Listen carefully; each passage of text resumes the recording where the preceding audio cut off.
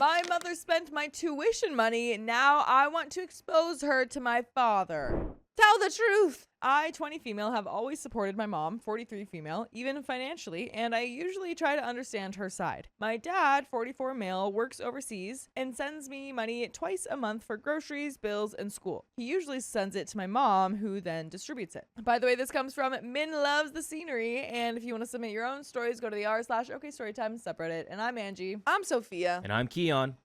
And we're here to give good advice goofily, but Sure we're are. definitely not experts. So OP says, earlier this month, my dad came home after working abroad for 6 months. He had all our expenses mapped out, including my tuition, since I'm an incoming second-year aeronautical engineering student, which is really expensive where I live. He gave my mom around $1,000 for my enrollment fee, and that is like 60% of the whole tuition fee. What my dad didn't know was that I still had a $350 balance for my previous semester. My mom used part of the $1,000 for that balance, and I agreed not to tell my dad because I trusted that she'd figure out a way to cover the rest. Fast forward to last week. I finished my documents, reserved my enrollment, and was waiting for the tuition payment. That's when I found out that my mom had already used the remaining money for reasons that she won't explain. No! She's been trying to recoup it, but nothing has come through. Prior to that, she told me that she'll never touch my enrollment money since it'll be hard to recover.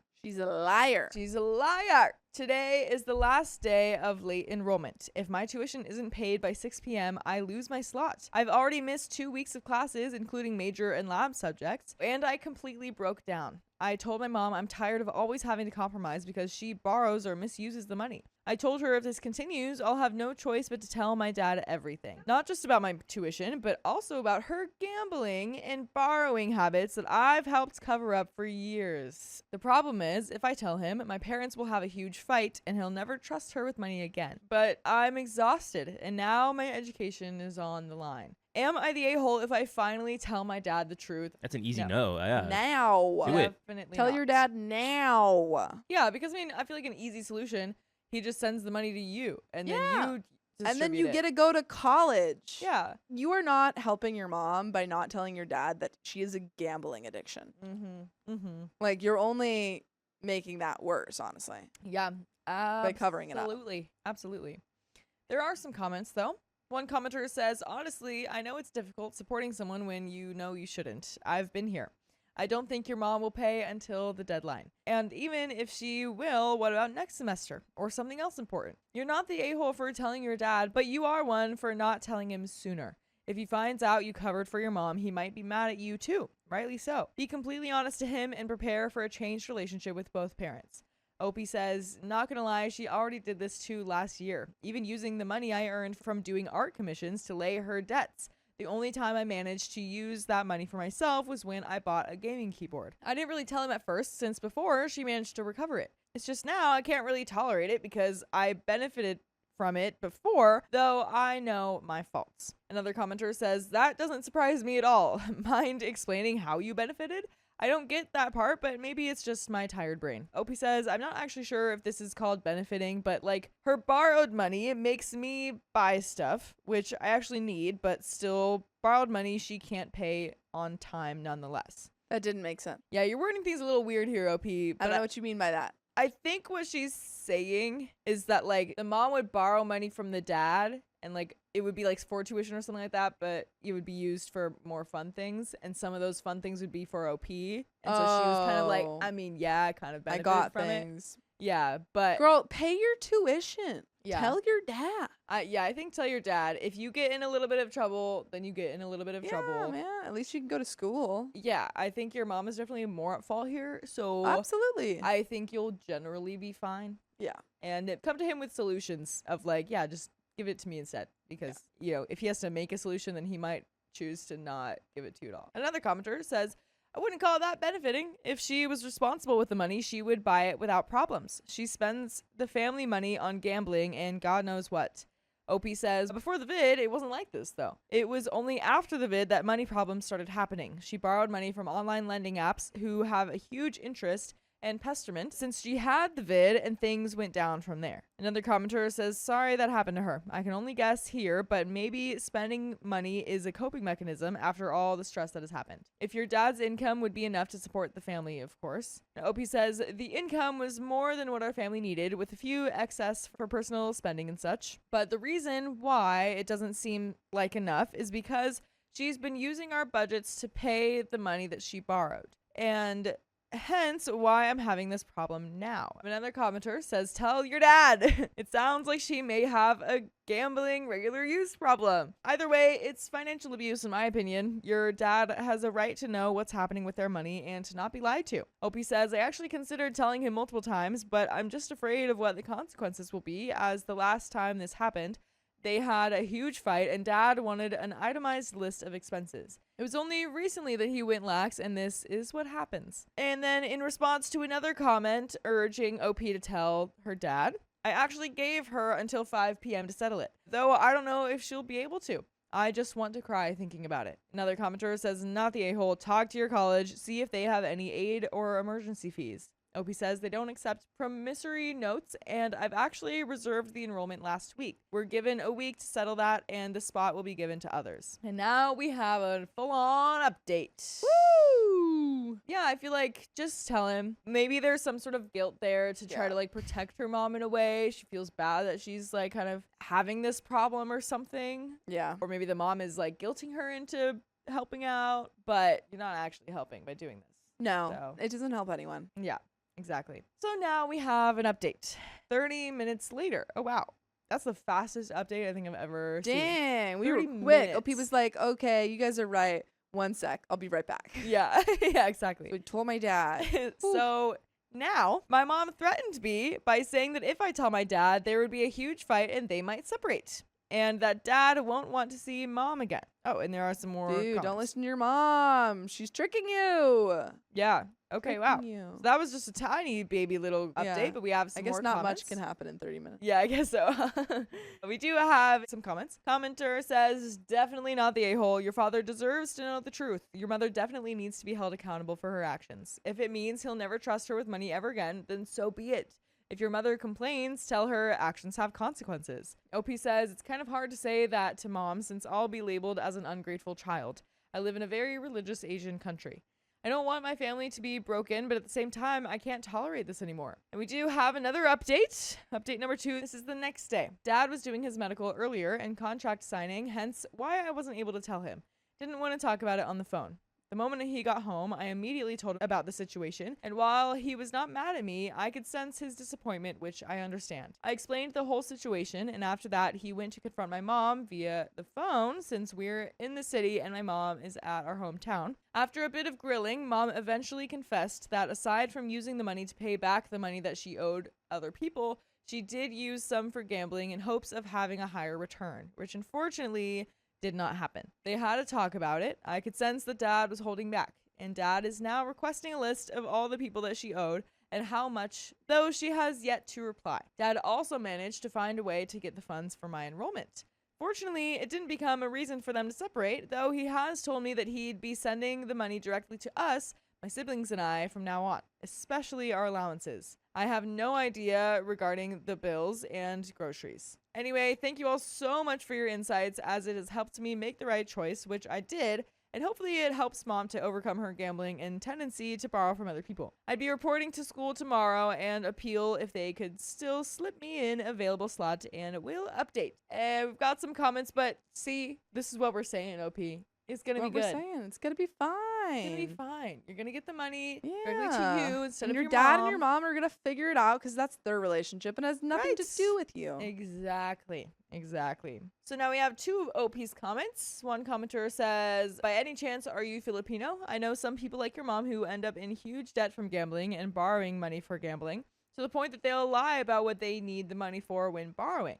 They won't stop, they'll manipulate, and they won't care about the consequences, even if it affects their loved ones. It's good your dad will now be sending the funds to you and your siblings, but just make sure the money is sent or kept safely in your own bank account that your mom has no access to, and to only give her what she needs. It sucks that the responsibility to pay bills, buy groceries, and everything else will fall on you guys while juggling school, but I hope this will help keep your mom from borrowing. If she ever tries to again, learn to say no. And if possible, try to have her blacklisted from lending apps. Though I know this is difficult. She might end up making you or your siblings co-borrowers without knowing. OP says, actually, yeah, I am Filipino. Regarding the other responsibilities, I have no worries since I can handle it. I'm used to paying my own bills since I started earning from digital art. It's only recently that I can't since I have no commissions. Additionally, Dad told me to tell him if Mama ever asks for money so he can monitor her. So, yeah. Regarding the lending apps, it's kind of difficult since Pesterment and all, and they'll contact everyone in her contacts. I'm one of those, unfortunately. Another commenter says, how old are you, OP? It's not your responsibility to prevent fights between your parents. Yeah, your responsibility is to study, work hard, and make sure the money your dad is paying for your education is being maximized by you for that purpose.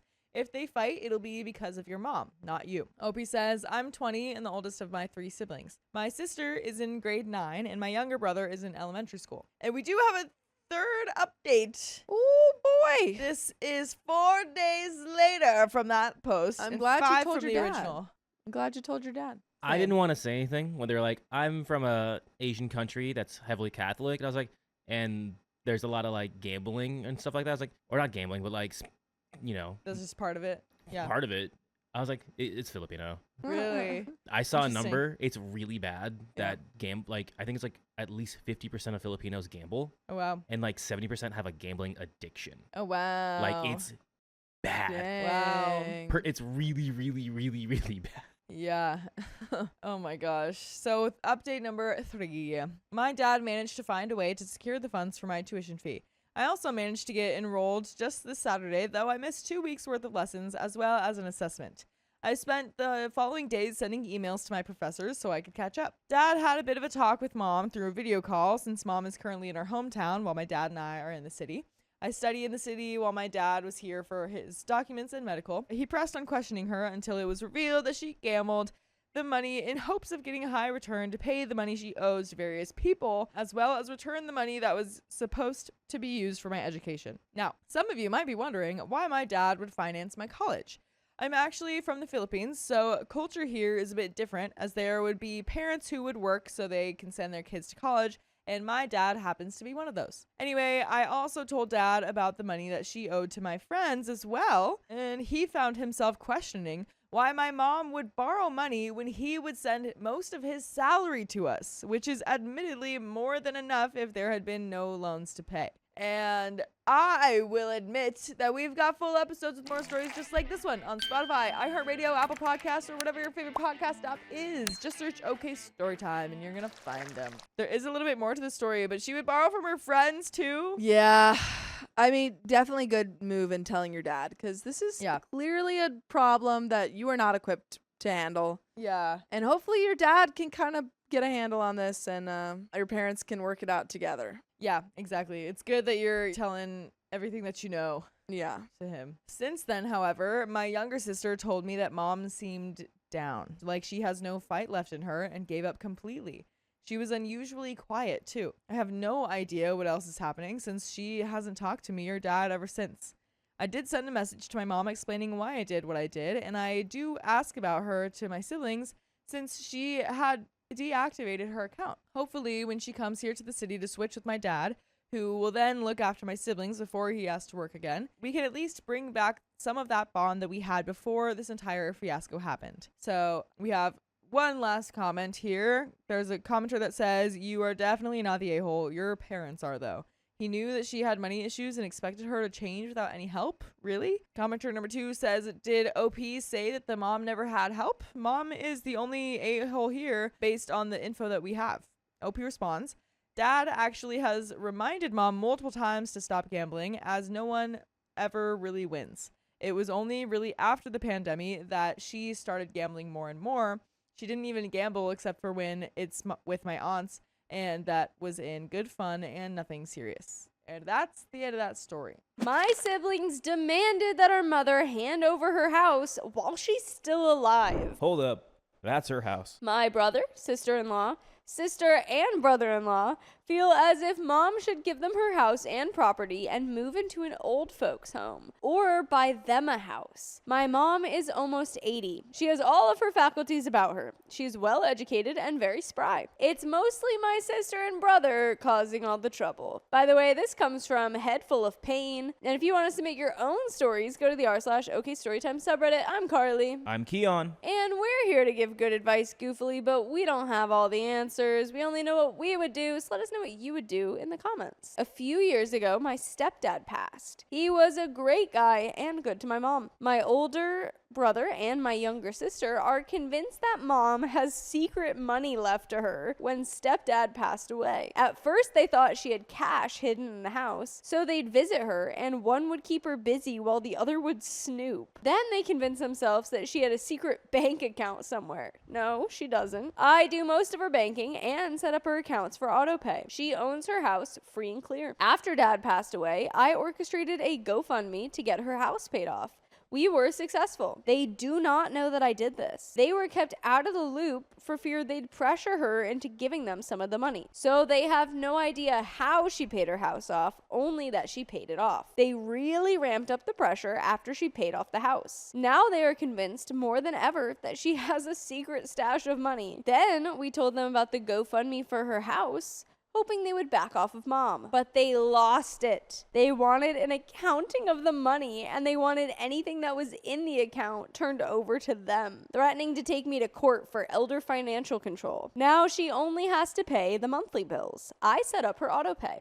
So I know exactly how much money she has. Enough to live, but not enough to have any fun. So I pay her water and cell phone bills for her. I transfer the money to her account every month. They have each told her she needs to give them money for a down payment on a house since she refuses to give up her home of 35 years. If she won't give them any money, then give up an acre to them each. How are they entitled to her money? She receives less than $4,000 a month to live on. I cannot convince them that she doesn't have a secret bank account. The thing that they do not understand is that he is not our bio father and he didn't raise us. They married when we were all out of the house. No matter how many times I point this out, they say that it doesn't matter, since they called him dad. It's been a few years, but they still bring it up often. Mom called me last night. She was tired and had worked hard today in her high tunnel. Both of them had been calling for the last few weeks, upping the pressure. The last time they brought it up, they talked about splitting her house and property between the two of them, also mentioning her secret bank account. There are 5 siblings altogether, but since the other 3, houses and careers, are doing better than these 2, they think they're entitled to her home and property after she passes. What they do not know is that she left her house and 5 acres to an animal rescue activist group that she's very active in. I know, because I'm the executor of the will. She has asked me not to tell them. How do I get them to back off of her without telling them there's not a snowball's chance in heck that they're getting anything? She does not want them to know about her will for fear they will pester the animal rescue activist group. Exact words are, please don't tell them about my will. Right. But I think you need to show them the receipts of the money. I'm like, she's not making bank. There's no money in the house. Go get a job, you bum. Well, then they think that she should just give them the house. No, and I mean, I think you need to have a full-on intervention. There's 5 of you. Yeah. And 3 of you, well, including you. So 3 of you guys are like, we're pretty good. 2 of them are rotten eggs and they're vultures. I think you need to have literally an intervention and be like, hey, shut up. There's nothing out of this. I don't know what you're waiting for. I don't know what you keep pestering about because it's not going to happen. And if you keep pestering, you can keep doing it, but it's just going to be annoying. Some relevant comments. Can Opie's mother look into getting restraining orders and blocking Opie's siblings' numbers? Opie says, I've mentioned that to her several times. She worked in the legal system for a few decades, and she understands how it works. She's not interested in cutting them off in any way at all. She dearly loves all of her children. Why is Opie sharing the information with her siblings about their mother? Opie says, I only share what she allows me to share. My sister's the youngest and my brother's the oldest. Those 2 have always been the golden children. I'm smack dab in the middle, so I'm the people pleaser. I try to keep everybody happy all of the time. she really doesn't want to cut contact with them because then she feels she'll lose contact with the grandkids and great-grandkids. She doesn't want that on their conscience when she passes. My mom is intelligent and well-educated, but she's also extremely stubborn. Once she's made up her mind, it's almost impossible to change it. Did the witnesses to her signing the will also sign self-proving affidavits that she is of sound mind and was not under any duress when she signed the will, and that she knows what is in it? One of the ways that greedy relatives successfully contest wills is through the witnesses. They make courts track down the witnesses to get them to either clearly remember your mother signing the will or not remember her and possibly tossing out the will. There's also the strong possibility that witnesses are gone or have moved and cannot be found, putting the validity of the will in jeopardy. Witnesses to signing wills are often employees in the lawyer's office who don't know you and will have a difficult time testifying in court that they remember you and your state of mind when you signed a will. OP responds, yes, we made sure she was well covered in this aspect because we knew there was going to be issues down the road. And to be honest with you, the house is in disarray. It's falling apart around her. It needs to be razored. It's the property that's worth real money. It's in a prime location in Alaska. OP on her mother and the charity animal rescue activists. OP says she's an old farm girl that just loves animals. Right now, she has 3 husky pit bull mixes. Aww. About a dozen cats that she fosters and helps place into permanent homes. But we grew up with parrots, chickens, geese, ducks, pigs, an occasional goat, lots of dogs, lots of cats, and aquariums. She used to be one of the premier bird rescues, and we have helped foster and rehabilitate crows and eagles. OP should get the locks changed for her mother for good measure so her siblings cannot get in. OP says, that's a good idea. It is time for her to get new locks on her doors. I'm gonna text my husband and see what he thinks because he can just change them for her. Thank you. Any chances that OP's siblings were the golden children as of today? OP says, the youngest was definitely babied. She was born after child loss, and she was a twin. Her twin passed away at birth. Commenter 2 says, these are the kind of people who will break into the property and steal any paperwork looking for bank accounts and safety deposit boxes, and dump the closets and mattresses looking for hidden safes. Talk to your mom about distributing any personal gifts before she passes, like giving away jewelry she wants to go to specific grandchildren, etc. as Christmas or graduation gifts. Resign yourself to this not ending well, and consider security cameras for your property too. OP says this, I firmly believe that they would try to steal paperwork if they could find it. Luckily, we had moved out her major paperwork after Dad had passed. It's in a safety deposit box. OP's reason for the GoFundMe after her stepfather's passing was her mother destitute. OP says, yes, she was. His first wife took almost everything. She had let his insurance expire, big mistake, and she was behind on a reverse mortgage and was going to lose the house for less than $20,000. I tried to reason with the title company, but they wanted her home for the land. Her land alone is worth a pretty penny, probably close to $250,000. Sheesh. I set up a GoFundMe to keep her in her home. And at the time, I figured we'd sell everything later for her if she needed it to live on. But she is very active and still very spry. Everyone who donated to the GoFundMe was other family and friends. One close family friend who had worked with my mom for a decade put up $10,000 herself. I donated $2,500. This was the easiest way to reach her family in the state. Update nearly 3 months later. Here's my question. Did those 2 other golden children, did they donate at all to the GoFundMe? The oldest and the youngest, you mean? I doubt it. They probably donated. Well, they didn't know about it. Oh, they did. That's right. They didn't know about it. So many things have changed since my first post. My mom became very ill with vertigo, edema, and went into AFib. She spent 3 days in the hospital. They think there's an issue with her pacemaker. But she and her doctors also suspect her high blood pressure meds. She needs to go to a specialist, and she'll head there tomorrow. During that time, the cat rescue that she was leaving her house and property to basically turned their back on her and didn't go in to help her with the animals that she was caring for. Animals that were dropped off by that rescue. She had to scramble to find outside help and pay for it when the rescue was supposed to help her. Apparently, the rescue had lost a large grant and they are now telling fosters that they're on their own. My mom is feisty and that pissed her off. So she decided she's not leaving the property and house anymore. She has decided to make me executor of the will with the stipulation that I will sell the property and divide the proceeds amongst her grandkids and great-grandkids. I will follow her wishes to the letter. She has directed me not to tell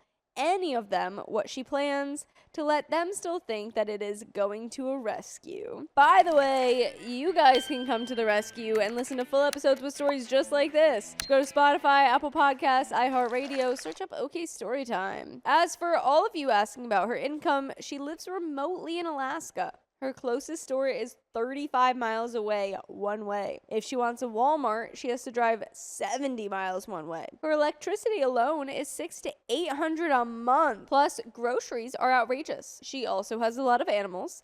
They keep her alive and happy. She gives 10% to her church and another 10% to charities. She has to pay for car payments, auto insurance, house insurance, water bills, and gas for the truck. If there is anything left, she puts it on an account at the vet, so she has a buffer in case one of her animals needs the vet. Some comments. Commenter 1, if she's struggling for money, why the donations? Opie says her church replaced her French drain, replaced her hot water heater, and bought her a hospital bed. So she firmly believes in tiths. And for the other charity, it's animal rescues. She doesn't always give them money, but she does a lot. Commenter 2 says you'll never convince them there wasn't a stash of money. If they can't find it while she's living, they'll accuse you of stealing it after she's gone. There is nothing that will tear apart a family faster than money. Comments from Best of Redditors Updates. Commenter 1, if someone paying off your house is financial control, then I really need someone to financially control me. That's it. That's the end of the story. Your mom seems like a sweet, sweet lady. She loves to give, and she's a very huge advocate for animals. I really think she just needs to get her point across to these kids to just shut up, go away, stop it. You keep bringing it up. Where's the money? Where's the money? There is no money for you. I confronted my sister-in-law for embarrassing my husband, and now she hates me. Why is she embarrassing him? My 34 female husband, 32 male, is the youngest in his family. We've been married for a little less than a year now, but I noticed his eldest sister, 37 female, is super difficult and controlling. By the way, this comes from user Who Am I? What is this? And if you want to submit your own stories, go to the r/OK Storytime subreddit. I'm Keon. I'm Carly. And we're here to give good advice goofily, but we don't have all the answers. We only know what we do, so let us know what you do in the comments. My husband has warned me about her. Let's call her Hilda. Ever since we met, and he was even super nervous before he introduced me to her. I made sure to be super nice and courteous, and we hit it off, especially since we realized we know a lot of the same people from our similar field of work. Over time, I noticed Hilda's toxic behavior with her siblings, especially with my husband, since he's extremely peaceful and non-confrontational. She would disrespect him a lot, give unsolicited commands, and even keep commenting about how much attention he gives me and how she thinks we're super codependent and that he needs to give me less attention. LOL. We are not codependent at all. We just really enjoy hanging out with each other and prefer doing things together. Yesterday, Hilda and her boyfriend were visiting. She lives in another country, and she wanted all of us to meet him for the first time. My husband was with them by himself for an hour or so, and while his brother, his wife, and I were on the way to meet them, my husband kept texting me saying he felt like a third wheel, and they weren't really involving him in the conversation. We finally got there and met them, and while deciding where to have dinner, we quickly noticed how chaotic Hilda was acting, ordering us around to call restaurants and check for bookings, to go this way or that way, and to hurry up because it was late and we needed to eat. My husband, Hilda, her boyfriend, and I were sharing a car, and my husband was driving to the restaurant. We were chatting, and it was normal, until Hilda decided to make fun of my husband and his slow driving and kept being super annoying, telling him to hurry up and drive faster. She even kept interrupting her boyfriend when he was telling stories just to tell my husband to hurry up. Then when the brother and his wife called to say they arrived, and we still had 15 minutes to get there, Hilda went full-blown bully. She kept disrespecting my husband in front of her boyfriend, and my husband was trying his best to bite his tongue. It was so obvious that we all got uncomfortable, especially the boyfriend, who kept saying, "It's okay, we're taking longer. We're enjoying the conversation." Are we? I think he's just trying to like. I know, I get it, but like, but who's enjoying boy, this? what? The last straw for me was when we got to their area and it was crowded, and my husband was trying to make a U-turn to get to the restaurant. Hilda told him to stop so she and her boyfriend could get out and walk to the restaurant before we could go and find parking. But my husband couldn't stop because there were cars moving all around. Hilda then threw a tantrum and kept berating my husband for not being able to stop on the spot when she wanted him to. It ruined the whole mood. Eventually, my husband stopped a little further down the road and they stepped out. I was so upset and almost tearful walking into the restaurant, and my husband kept calming me down, saying it doesn't matter and he doesn't care what she says. I told him she ruined our mood by being disrespectful, and I'm not going to mask being happy so she can have a fun night. We sat at the table, and we were obviously in a bad mood. Hilda turned to my husband and said, "Are you guys okay?" And he said, "We're just tired and hungry." She noticed how I wasn't engaging in the conversation at all, and she turned to my husband again and said, "If you guys don't want to be here, no one is forcing you. You can leave. We came here to have a good time." I turned to her and said, "What did you say to my husband?" And she said, "I was telling him how if you guys don't want to be here, I don't want to force you. You can leave." I said, "Personally, yes. I don't want to be here, and I will leave." My husband then said to the group, "Okay, guys, we're heading out. Enjoy the rest of dinner. It was a pleasure meeting you, boyfriend," and we walked out. Nice. I would look at the boyfriend like, "You hungry? Nice. You come with us." Nah, get out of there. My husband agrees with me that she was out of line, but he hates being in any kind of conflict and is stressed about the situation. I feel like setting boundaries is very important, even if it means having to be in a fight or whatever. Was I the a-hole for instigating walking out and causing a rift between my husband and his sister and making her look bad in front of her boyfriend? And there is an update. I don't think you're an No. a-hole. I think you were just responding to a question of hers. She was giving you sass. She said, "If you don't want to be here, just leave." And you said, "Okay, bye." You didn't ruin anything. If anything, She's ruined ruining it. it. She I ruined it bet all by dinner herself. was terrible after you left for them. You were nice enough to take your night off to meet up with her and her boyfriend. Try, to look good, try to impress the boyfriend, or at least get to know him. I wouldn't be shocked if they break up. I wouldn't be shocked if she doesn't blame OP and her husband. I'm like, "You guys ruined it for me. No, You guys I'm sure embarrassed she me." will. I'm 100% sure she will. No, OP, you're not the a-hole. If anything,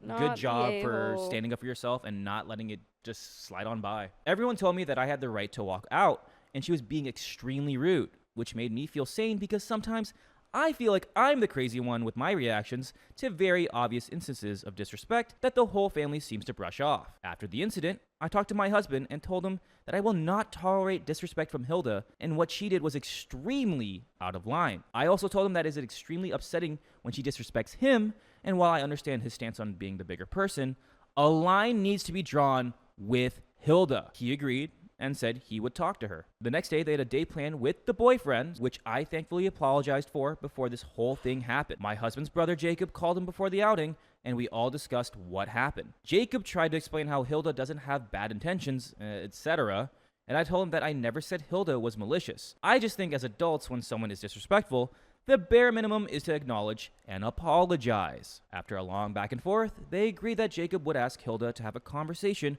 about what happened with Jacob present before going to their thing. And I told him I don't think I should be a part of this conversation since I'm not part of the family, and I personally wouldn't want to initiate the conversation with her. When I saw my husband after, he told me the conversation went very well, and she was super receptive and empathetic. She apologized to my husband, and she told him she was very worried that I judged her negatively based on this incident. My husband told her that she could talk to me about it, and that I am a very understanding and empathetic person, and I will hear her out. I was happy for my husband, but very skeptical. Honestly speaking, and knowing how self-absorbed people think, she only apologized to my husband and acted understanding because she didn't want me to judge her further. Girl, she's already been judged. Yeah. Too late for that. Yeah. You've been judged. Anyways, I told my husband of course she can talk to me anytime. I waited, and she never reached out. LOL. My husband hinted at me initiating, and I freaked out on him, telling him in what world does it make sense for me to initiate this talk? If she has a pride problem, then it's her problem. Fast forward to yesterday, which was her last day, after a long day at work where I finished at 7:30 p.m., my husband told me they were having a family dinner at their parents' at 8 p.m. to say goodbye to Hilda. I told him that I didn't have the mental capacity for that right now, especially knowing that there might be a back and forth with Hilda and not knowing how she planned to bring it up or how she would deal with it considering her pride issue. I texted in the family group that I apologize for not being able to make it today and wish Hilda safe travels. My husband went without me, and apparently Hilda brought up the fact that I didn't come, and they all had a talk about it. This is where I'm afraid. This is where I'm afraid where OP's hubby's gonna be. Gotta step up a little bit right now. Hubby's gotta talk for two. Dude. Yeah. Let's hear it. As I suspected, Hilda is now saying that she doesn't think she was rude to me at all, and she has no reason to apologize to me. My husband told her that she was in fact rude and that she does need to apologize. Hilda suddenly twisted the narrative and talked about how since the day she met me, she's been trying to build a relationship with me, but I don't reciprocate. By the way, you can build a relationship with us by listening to full episodes with stories just like this. Go to Spotify, Apple Podcasts, iHeartRadio, or your favorite podcast app and search up OK Storytime. We have so many stories, so we can start from the beginning and build this relationship to the present. I mean, we don't have Hilda's side of things. Maybe she does actually feel that way. To me, it feels like a tactic just to not have to apologize. It's a tactic, but it's definitely just to show face. Like, to try to save her anything. Yeah. I've been trying to build a relationship with her, but it's like... Okay, well, be nicer to her then. But let's go ahead and finish up the story. I have no idea what she's talking about here, since I'm the one who pushes my husband to give her attention. And I'm the one who pushed that instead of getting her generic flowers for her birthday this year. We should pitch in and get her a personal antique item that she would enjoy. Besides, this argument has nothing to do with the main issue. Anyways, long story short, I know I've been petty with not initiating and not going to the dinner, but I think it's a matter of principle. Also, I told my husband that if she doesn't want to reach out and talk, then that's something she's deciding.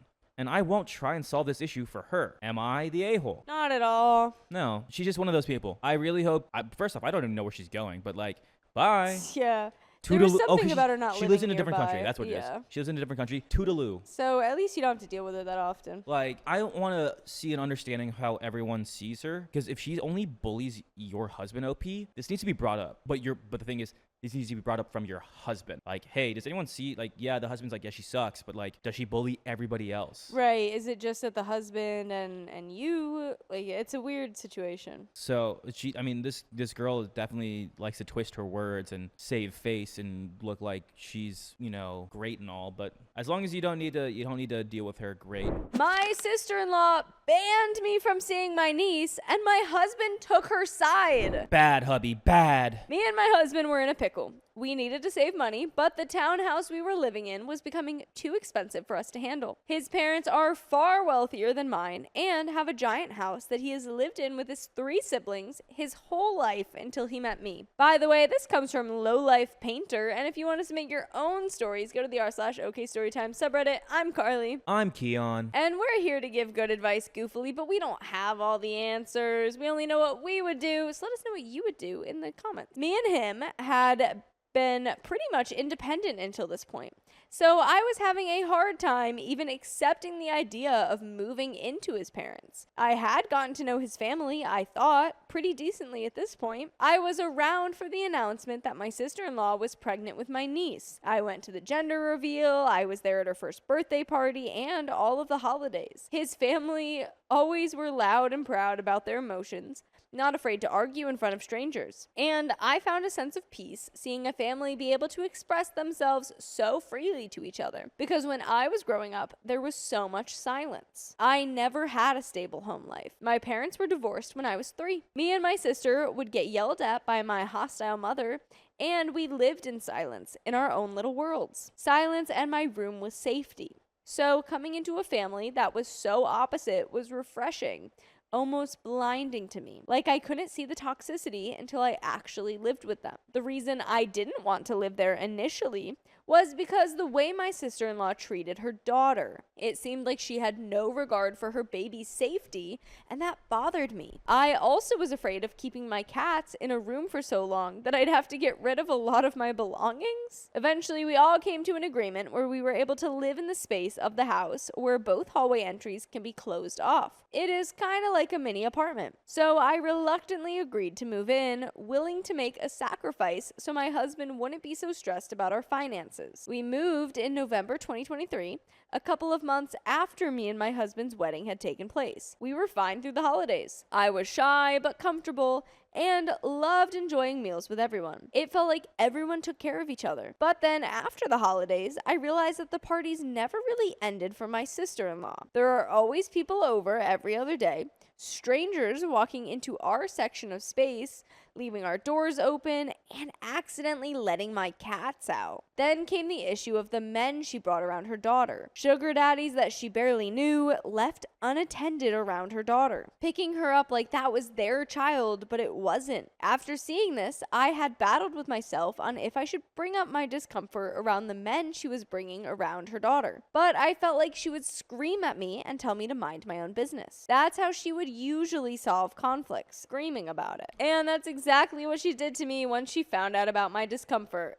through my husband, who I had asked for help on what to do, and he told me not to tell her. Then came time for my in-laws to go traveling for 3 months. At this point, they had been the main caretakers of my niece, and since I had stopped working to pursue my own business, I was the perfect person to take over for them once they were gone. The schedule was all over the place about when I exactly was watching her, and there was hardly ever an actual good reason why I needed to be watching her. Then eventually, the other siblings were also watching her at random times.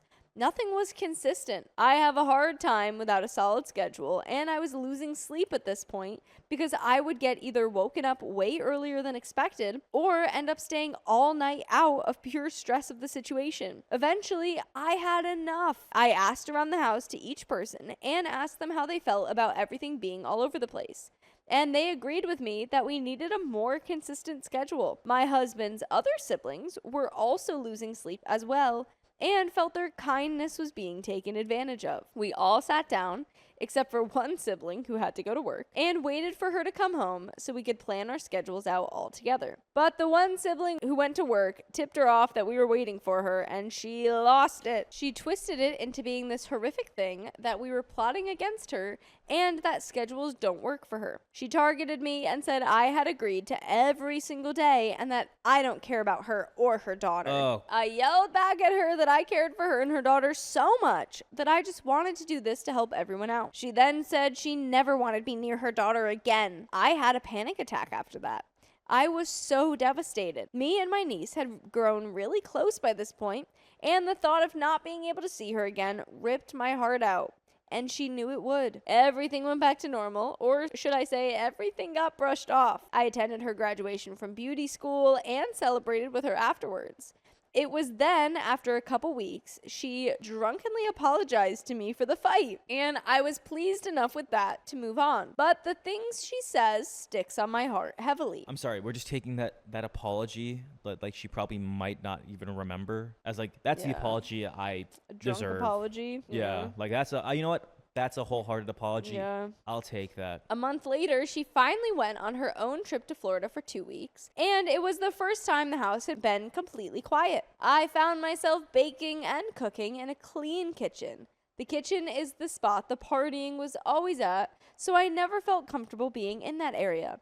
I felt so happy, finally. Then she came back and partied for 3 days straight. The kitchen was a mess. All her stuff was everywhere. I had used 1 pan, 1 bowl, and the mixer piece to make homemade pancakes. That was all the dishes that were in the sink of mine. A day later, I received a text from a sibling asking if someone could do the dishes and clean the kitchen. I knew he wasn't talking about my sister-in-law because I heard them talking that morning, and he could have asked her to clean up the mess, but she must have refused or the question wasn't asked. So it would be up to me and my husband, who barely leave our space and only had 3 things in the entire downstairs that were ours, the dishes, or my brother-in-law, who is just as antisocial as us. All 3 of us refused to clean up her mess from her party, so my brother-in-law went downstairs to ask her to do it. She threw a huge tantrum, came stomping up the stairs, and yelled at us through our door that we were so disrespectful. For days after that, I heard her and my other brother-in-law talking crap about me and my husband loud enough to hear on purpose. It really started to upset me and my husband to the point where he called his parents to complain about it. Once my husband started shouting about it, upset, we heard her scream at the bottom of the stairs that she could hear us, trying to be as petty as possible. She then started going through the house, taking pictures of anything that might have been ours, then telling us to come and clean it up. I had had enough. I made our entire living space up here as self-sufficient as I could, so we wouldn't have to go downstairs and use anything. I did not want petty, irrelevant things held against me anymore. I wanted our independence back. It was going fine for about 3 weeks. Then my husband started slowly talking to her again.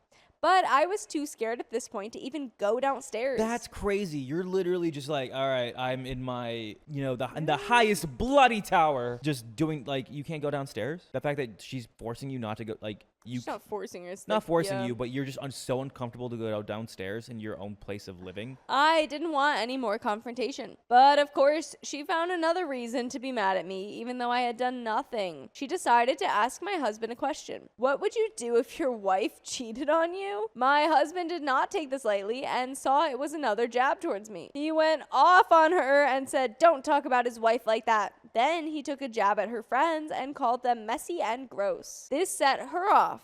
She then started to make fun of my timidness, talk more crap about me loud enough to where I could hear it again, just being horrible. My husband got over it rather quickly this time. He was able to go down there, be cordial, play with his niece, all while I've been feeling trapped in this room and unable to go enjoy myself. So I decided to get the courage to go downstairs once. I came down, looked into the kitchen, and there my sister-in-law was, doing her friend's lashes. I passed by her. She didn't make an effort to talk to me, nor I to her. But her daughter came right up to me all excitedly. I only said, "Hi, wow, cool," and giggled as my husband bounced her. My sister-in-law got up and asked her friend to follow her outside. I had a sinking feeling. I knew exactly what she was doing. Talking crap about me to her friend. I brought it up to my husband and he brushed it off. Then a few days later, one of my family members shares a post of my sister-in-law's with me where she said the exact situation downstairs but was trying to make me look malicious and horrible. But of course she didn't put my name in the post, but everyone in my family followed her, so they knew it was about me. I sent the post to her mother and showed my husband, and they both yelled at her in my defense. I felt grateful that they were sticking up for me. She then went off on my husband and her mom, saying that my husband was suspicious and he must be doing something with her daughter, and her mom can stay out of it. She then completely shunned me from her daughter again. By the way, we'll never shun you from listening to full episodes with stories just like this. Just go to Spotify, Apple Podcasts, iHeartRadio, your favorite podcast app, search up OK Storytime. Now I was just defeated. I tried really hard to be friends with her and get to know her in those earlier months, just to be completely disrespected at every turn. I was sleeping the next day after this argument, and when I got up, I was told by my husband that he had a 1-hour conversation with her and that they talked it through, that he wanted to keep the peace between just the two of them so he can see his niece. But he will not force either of us to apologize to each other, is what he said. Maybe I'm reading too deep into this, but this feels like absolute betrayal by my husband. How could he not be with me on my decision to sever the ties after all of this? What should I do? Move out. That is the end of that story. I will say, as much as I'm like, yeah, I think you guys should distance yourselves a little bit and move out, I don't think that you can tell your husband to cut off his sister. No. And I think with what he did there, he's just playing neutral. Right. I think he was very much being like, I have fixed my side of it. I don't expect you to have to do that. And she's taking it as like a, how dare you kind of thing. I refuse to shovel the snow. Now my wife is calling me selfish. Pay the neighbor kid to do it. I work out of town at a very physically demanding job. Strangely enough, I'm really lazy. Okay, but Right up front. yeah, I mean, you're honest. But I make lots of money, so I have no problem paying for people to do all my housework and yard work. I have a cleaning lady and a kid that mows my lawn and shovels the snow. By the way, this comes from Evening Tone 5431, and if you want to submit your own stories, go to the r/OK Storytime subreddit. I'm Sophia. I'm Carly. And we're here to give good advice goofily, but we don't have all the answers. We only know what we'd do. So let us know what you would do in the comments. And OP says, my wife knew all of this throughout our relationship. I didn't keep it a secret or anything. She actually seemed to appreciate that my place was always clean when she came over, and that there was more than just pickles and adult soda in my fridge. She lived with her parents to save money while she paid off her student loans. We discussed her living with me or even just in my house while I was gone, but she wouldn't go for it. Her family is very traditional. Anyways, we got married in September and she finally moved in with me. She's amazing and I'm stunned by how hard a worker she is. I also offered to pay off the remaining balance on her student loans, but she won't agree to that. What she did agree to, though, was to take over housekeeping and shopping in return for the money I used to pay my housekeeper being added to her budget. It kind of sucked, but a couple of the guys I work with took her on, so she's okay. The problem is, the dad is big on doing all the work around his house. I am not. I pay people to clean my gutters. I pay plumbers, electricians, whatever. I work extremely hard for 14 days in a row, and when I'm home, I want to relax. I want to walk my dog and not much more. My dog lived with my parents when I worked, but now he's home with my wife. Since we got married late in the year, my lawn didn't need to be mowed after our honeymoon. We've had a weird year for snow. Like, we just got our first big dump, and since I was coming home last night, she told the kid not to shovel, and she kept the money. Whatever, we're a partnership. She can make decisions like that. However, despite whatever her dad has to say about it, I don't shovel. I could get hurt, or worse, sweaty. So this morning, I made sure she knew that if the snow wasn't removed in 48 hours, we would get a citation from the city. They would send out a crew to shovel, and we would be charged for it at city union labor rates. She said I could shovel.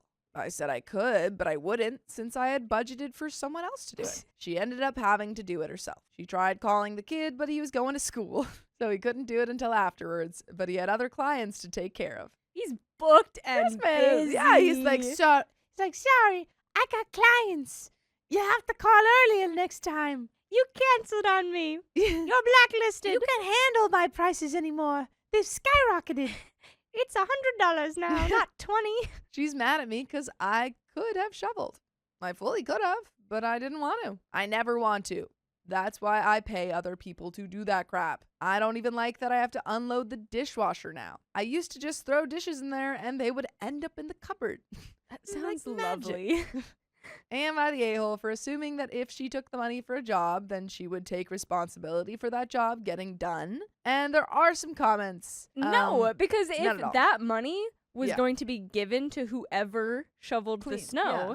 then her keeping the money is her being paid to Yeah. do the job of shoveling the snow. Yeah. So get your booty outside Yeah. and go shovel the snow. I think you just have to set like those Yeah. ground rules with her of you don't have to do it, but you're not getting the money I pay for Right. people to do it. That's crazy to be like, well, so I'm actually going to keep the snow shoveling money, Yeah. but I'm going to need you to go shovel That's for crazy. me. It's crazy because like at the beginning of this relationship, she said, I don't want you to just pay for my student loans. Right. So what Which what can does she you think? imagine turning that down? Yeah.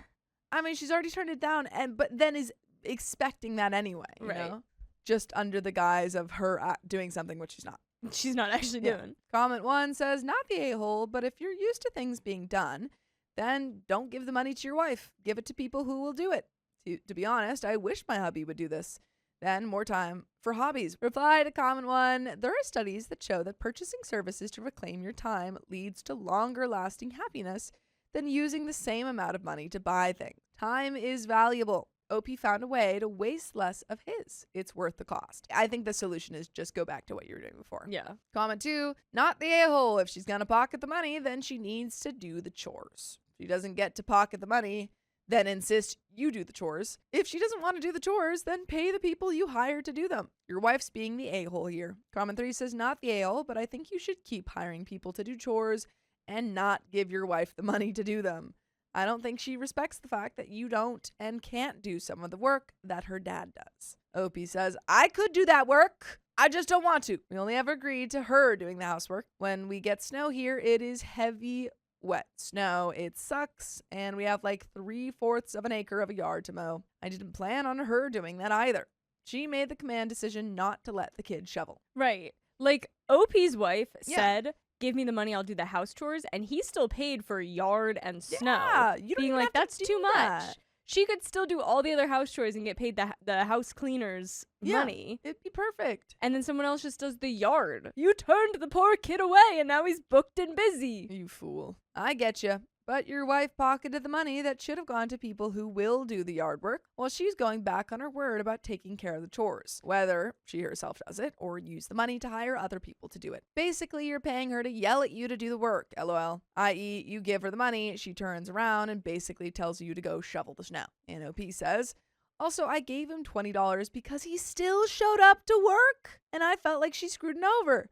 Wait, little kid shows up to work and she says no. Yeah, that's what it was. I He didn't showed up realize- with his shovel and he was like, I'm ready to shovel. I don't know why I didn't realize that he was there. Like, I thought No, there was like a he call made. He showed showed up. up and she said no. Which he's probably just the neighbor kid. He probably just walked down the street. How but dare. still, How dare you? That's a hardworking blue collar individual. that's heavy snow for a kid, Yeah. too.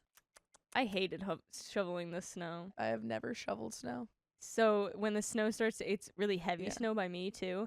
And when the snow plows come down the street, it pushes it all up against the end of your driveway. Yeah. And you have to shovel this big pile of heavy snow. That sounds terrible.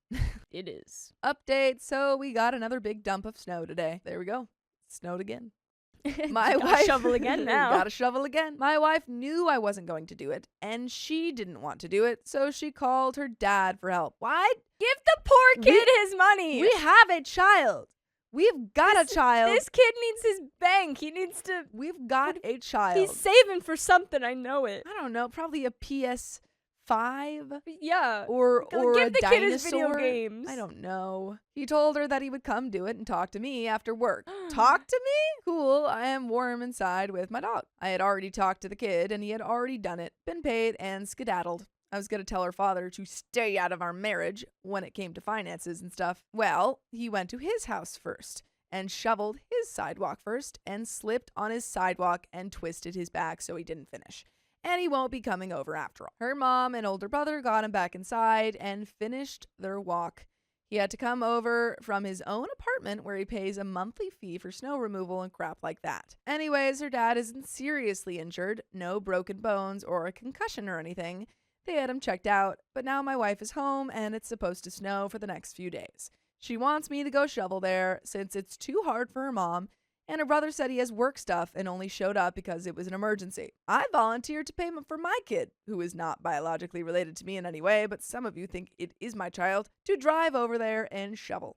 I even said I would drive him over and have that talk with her father. My wife has agreed that it is best that I pay for yard work and snow shoveling. I'm working on her on the housekeeper, and I'm talking to her about the student loans and the car. I'm thinking of saying that I will pay them off and she can put the money she was paying for them into RRRSP. That's a retirement savings account in Canada. Her dad is Filipino, for those of you who asked. Where's Keon? Yeah, Keon. Keon, come tell us. But there are some comments. This is just like, these people are too proud. They're Yeah, too it's like the proud of being hardworking, which Yeah. which I can respect in some ways, but when this is like, Pay, like, Right. people are being paid. One, OP already had a kid that he was paying $20. right, And then OP's wife's dad has people, a part of the apartment complex, who are paid to do it. Which presumably you just need to call them. I would also guess they probably just have a snowblower for the apartment Yeah. complex, so it's probably over in like Easy. 20 minutes. Exactly. It'd be Versus the so hours easy. of shoveling. Yeah. And also risk to your back. Right. Literally falling. Yeah. I don't know. If OP's got the money, let him do it. Yeah. I mean, This it's is- $20. we all for wish this we little could. kid. Yeah. Common One says that was fast. I hope your father-in-law is okay. I'm glad your wife understands why you do things your way. Maybe she'll see that a housekeeper means more time for you guys together during your limited time off. And Opie says, fingers crossed. By the way, I hope that during your time off, you listen to full episodes with stories just like this. Just go to Spotify, Apple Podcasts, or iHeartRadio and search up OK Storytime. There is a little bit left to this story. Any final thoughts? I'm like glad she came around on the yard work stuff. Yeah. I feel like the idea of being like, hey, what you were going to pay for the loans put in retirement is good. I can also respect her being like, that's something I really want to pay off, because that Yeah. comes with like a level of financial independence and stuff. Absolutely. But like, she had to come around for the snow stuff. I'm glad she did. She wasn't even doing it. Yeah. The thing is that, like, if you're going to insist that you be financially independent, Yeah. you pay off these loans yourself, then you can't then take advantage of the money. Like, Right. You can't he's just pocket it yeah. without the job That's being just done. him You paying stole for it from a student kid. loans. Yeah, with extra steps. Yeah. Comment 2. I've commented in the previous post, and honestly, there is so much unlearning that needs to happen that's actually shocking. Your father-in-law had to get injured for her to understand that if you can get someone else to do it, it's safer and better. But she didn't get it, because she actually asked you to shovel the snow at her dad's house, where he had just injured himself doing just that. The mental gymnastics that are going through her head are a lot. Rehire the housekeeper, stop giving her the extra money, and please make sure she understands, in writing if possible, that you won't do housekeeping and yard work if you can afford someone else to do it. It's a priority for you. It puts your livelihood in line if you get injured and can't work. Not actually sure she'll get it, solely based on how you've described the whole thing, but still think you guys need mediation or therapy to have a real conversation with an objective party to help navigate. And that is the end of the story. My husband accepted help from family, and now they think we took advantage of them? That makes no sense. My husband and I are currently on the last day of a week-long overseas trip celebrating our 30th anniversary. Congrats! Woo! It's a smaller version of a trip we have had to postpone twice now because finances have been rough. We are in the new build real estate market and haven't had a sale in almost 3 years in our area due to the downturn in tourism and the economy.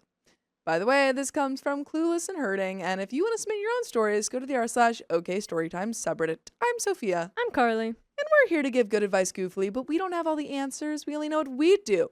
So let us know what you would do in the comments.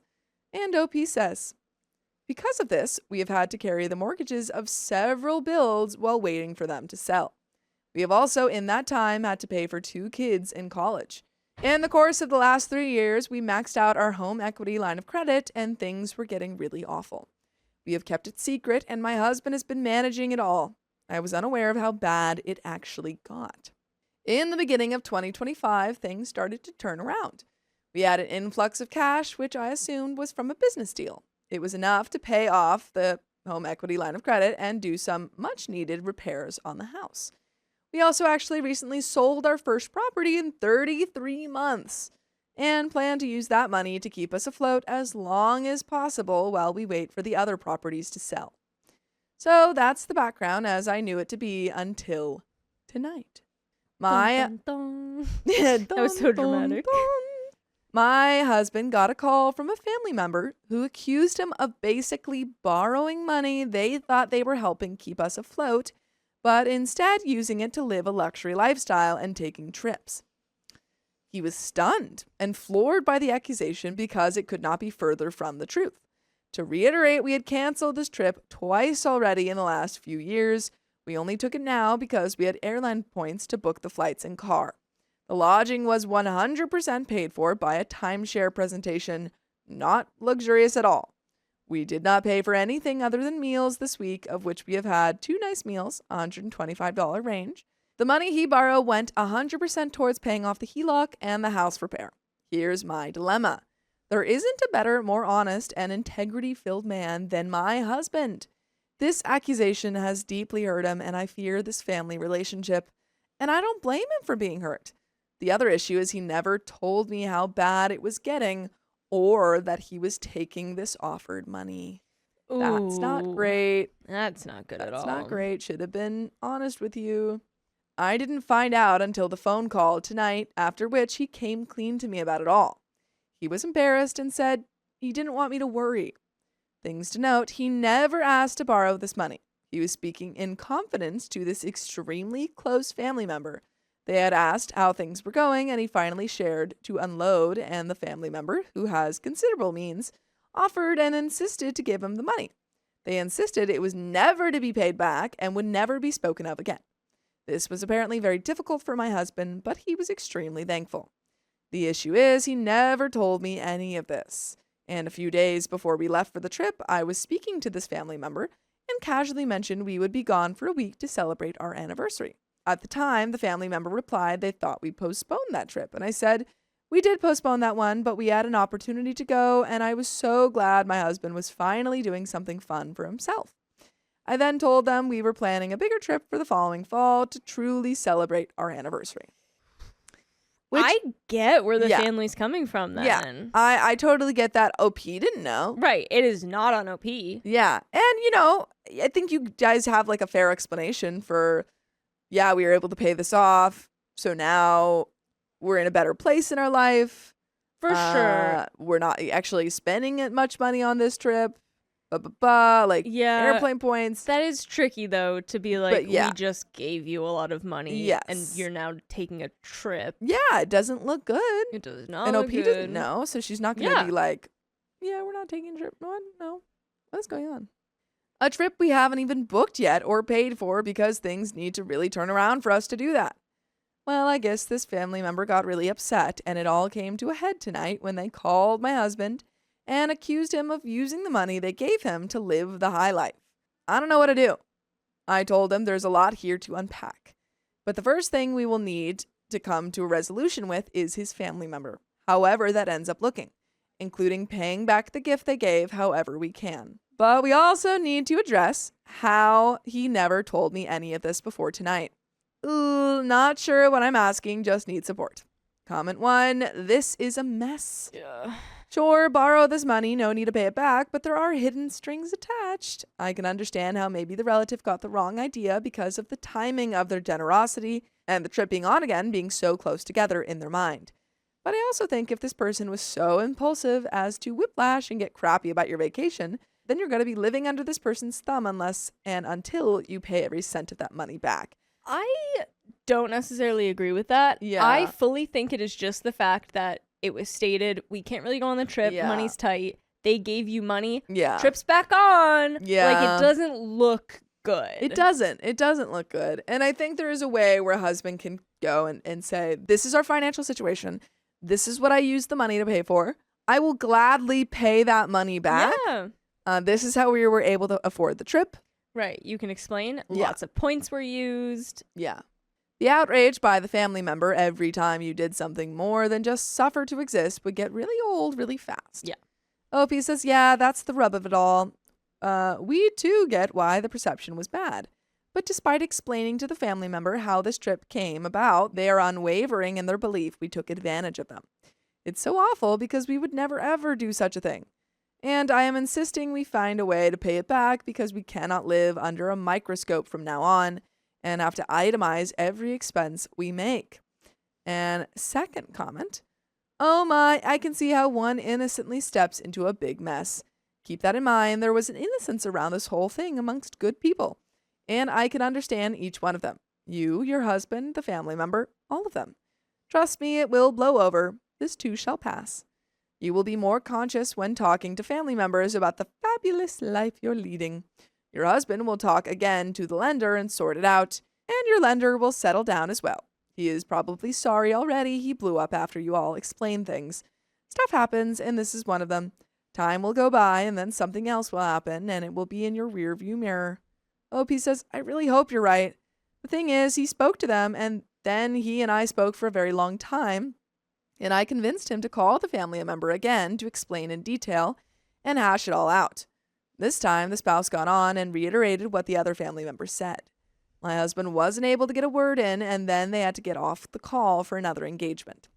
I advised my husband to write them a letter that we will work on together, explaining and itemizing all dollars spent of their money and our money, and thanking them for helping us, and sending a repayment check of 20% with a promise of another 20% after each house sells. I think that's great. Yeah. Lovely. Yeah. By the way, I think it's also great when you guys listen to full episodes of stories just like this. Just go to Spotify, Apple Podcasts, or iHeartRadio and search up OK Storytime. There is a little bit left to this story. Any final thoughts? Yeah, I agree with the one commenter that was like, if every time you did something they were going to hold it over you, that's not good. And I'm glad that you recognize that it was just because of the specific situation that came about Doesn't and look good. explained why it didn't look good. Yeah, And this sounds like a great plan. I think you guys have got it figured out. Good job. I'm not worried. Comment 3. The trip is a very bad look. I would gather up the proof that it was basically free and send it over. OP says, yes, that is what my plan is. We're going to write a letter itemizing everything and also send a repayment check. It'll need to be in installments, but we can't live under a microscope like this. And that is the end of that story. I think you guys are going to figure it out. Yeah, I'm not worried. I really think, he'll be fine. It's a misunderstanding. My wife stayed the night at her ex's house and said I should just trust her. Nah, don't do that. I'm 27 male in a real fight with my wife, 29 female. I'm at a loss here and need an outside perspective. For context, we've been together for about 5 years, married for 2. She's my partner in every sense of the word. She has a child, 8 female, and we created our own little family. I'm not the bio dad, but I love her like my own. By the way, this comes from Throwaway Struck Slang, and if you want to submit your own stories, go to the r/OKStorytime subreddit. I'm Sophia. I'm Carly. And we're here to give good advice goofily, but we don't have all the answers. We only know what we do, so let us know what you would do in the comments. And OP says, my wife and I usually can communicate through issues except for her ex, 29 male. He's our constant fight. I respect him as the father, but we never had an easy dynamic. He ignores boundaries and treats fatherhood like a game. Child support? He hasn't heard of it. My wife and her ex were high school sweethearts. Co-parenting isn't my issue. It's the fact that he still acts like he has some claim on my wife. Okay, so we've got added information that they are co-parenting. Okay. I understand more now. Yes. Our family was set to spend Labor Day weekend with my parents for this special anniversary occasion. These plans were solidified months in advance. Last minute, my wife's ex begged to have their daughter for Labor Day. She ended up agreeing and backing out of our plans so she could attend with the daughter. I didn't like it, but there wasn't anything I could do. I didn't have much say. My wife invited me, but I chose to keep my engagement with my parents. It wasn't a rain check scenario. It was difficult to reach my wife the whole weekend. She was dodgy and left me on red a lot. I returned to an empty home. I called my wife and overheard her ex in the background with their daughter. Turns out my wife spent the night at his place. She said it wasn't planned, that she was just too tired to drive after the celebration, and her ex offered her to stay the night. And that's when you text your partner. Right. I'm more just like, why wasn't that communicated before you spent the night? If it's a safety thing and this is the only option, okay. Why wasn't that communicated? Yeah. Not gonna lie, I was upset. She asked to discuss it later. She didn't think it was best to discuss it in front of the daughter. She pretty much hung up on me. When we did talk again, we had a bad fight. I felt every boundary we established was broken. Her ex never respected our relationship. They have a child together, yes, but that doesn't warrant her spending the night with him. I'm sick of her ex pushing boundaries. My wife swears nothing happened. They hung out with their daughter all night, and then he offered her his bed while he took the couch. I told her he set the scene for something to happen, and for all I know, she shared a bed with him. I asked how she'd feel if I spent the night with an ex. She admitted she wouldn't like it, but doesn't believe it's a fair comparison. She feels the circumstances are different. She said she loves me and respects our marriage, and I should trust her not to cross a line. So then why didn't you tell him the truth? Right. Text him, hey, this is what's going on. Too tired to come home. I told her it has nothing to do with trust and everything to do with her constant enabling of her ex. She doesn't choose me in the same way she keeps choosing him. She didn't care for that comparison. She said nothing happened. She was done talking about it and then left the room. That's what she always does. She doesn't like something said and then storms out declaring she's not talking about it anymore. We're left at an impasse. I feel her ex doesn't respect our relationship and oversteps boundaries. My wife feels I'm too biased to see anything clearly past her ex. This is the most at odds we've ever been in our relationship. Communication isn't prevailing. I'm in love with my wife. I love her daughter. I don't take for granted the life we've built, but I'm struggling to trust my wife now. Am I overreacting? Comments. But before we get into those, what do you think? No, she needed to communicate. I do think it's unfair to be like, well, how would you feel if I spent the night with my ex? Because it is a different situation. But I don't think that it's that different as far as like what communication should be. Agreed. And these boundaries were made, and she clearly isn't listening to any of them. And she's being defensive. She's like, I don't even want to talk about it. It's like, no, we have to talk about it. Literally have to talk about it. Comment 1 says, you are really buying into her narrative of being innocent in all of this while putting the blame on the ex for crossing the line. I don't want to assume anything happened between them or physically, but it doesn't look good and is a very real possibility. Regardless, you seem to understand your wife is prioritizing him over you, and not in a subtle way. Canceling last minute on holiday and anniversary plans you had for a long time to spend time with the ex, the lack of responsiveness, and the fact she spent the night at his house are all massive red flags. It sounds like you allow her to gaslight you into thinking this is no big deal, and it's just your own problem with bias against the ex. Nobody would be okay with this, including her if the situation was flipped. Maybe if you had a good relationship with the ex and he had a history of respecting boundaries and your relationship, but it sounds like it's the exact opposite. Your wife cannot just walk away from this conversation. It's way too important to you and your future together. That is just another red flag. It's a tough situation that requires a very tough conversation, and if she's not willing to put in the work after you've stepped up to support her child, it just feels like a very unfair and imbalanced relationship that leaves your needs in the back seat. Good luck to you, sir. I hope for the best. But the best in our case would be listening to full episodes with stories just like this. Just go to Spotify, Apple Podcasts, or iHeartRadio and search up OK Storytime. But there is a little bit left to this story. Any final thoughts? My thoughts don't really change. If there's not a change in understanding and communication, then it's you already know. Yeah. Comment 2 says not overreacting. Uber, Lyft, even to a close motel. No call to tell you what's up. Ask for a ride to be set up if money was an issue. Or ask if you could come pick her up. Why leave you to go spend Labor Day with her ex? Could she not have dropped the kid off? Why isn't she asking her ex to respect boundaries more? It seems so sketchy to me that the ex asked for the kid and she left her husband in the dust. Even if they didn't sleep together, she doesn't respect your boundaries, let alone would ever expect the ex to.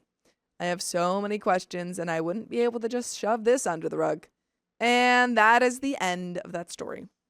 It's just a lack of communication and respect. Yep, fully. My mother is pushing a huge debt on me. It ruined the family. It's not your cross to bear. So to start off with, my mom doesn't believe in college, not university, and doesn't believe that it's a real education. I wanted to do animation, and I knew there was a program at the college, but being 16 or 17, I just let her push me to university. By the way, this comes from Poor Throwaway 6, and if you want to submit your own stories, go to the r/OK Storytime subreddit. So, for future reference, the tuition was $1,800 a semester. I ended up in a major that I found boring. I also became slightly depressed because I thought that my life was going nowhere and stopped attending classes. I eventually went back to my high school to talk to my art teacher since she was practically a mom to me since the 9th grade, giving me unbiased advice. She told me about a sort of prerequisite course for the animation program at the college that I could take. It's basically 1 year of portfolio building, which is important. Also, if you do really well, you can go straight into the animation program the following year. This was great news for me, but not so much for my mom. She didn't understand why. And most importantly, she wouldn't pay. This time I said that was fine, I have a job and can save up. Tuition for this course is $1,340 a semester before funding. I told them my plan was that when I got acceptance to the program, I would drop out of uni and focus on working full-time to save up. Until then, I would go through with the second semester. Everyone agreed that it was a good plan. Second semester was heck. I hated every single minute of it. It was so bland, and once again, I found my motivation passing away. So when I got accepted into the program, I was so happy. I dropped out of uni right away, confirmed my offer, and told my manager that I had open availability. There's a possibility that they could move me to a different area, which is only full-time staff. Then I went and told my mom, and the conversation basically went like this. Me: hey mom, I got into my program. I'm so happy. Mom: That's good. Now you're just going to finish the rest of university and have 1 year under your belt. no, that wasn't the plan. I told you multiple times that I'd be dropping out as soon as I got accepted so that I can work and pay for college. I've already dropped out anyways.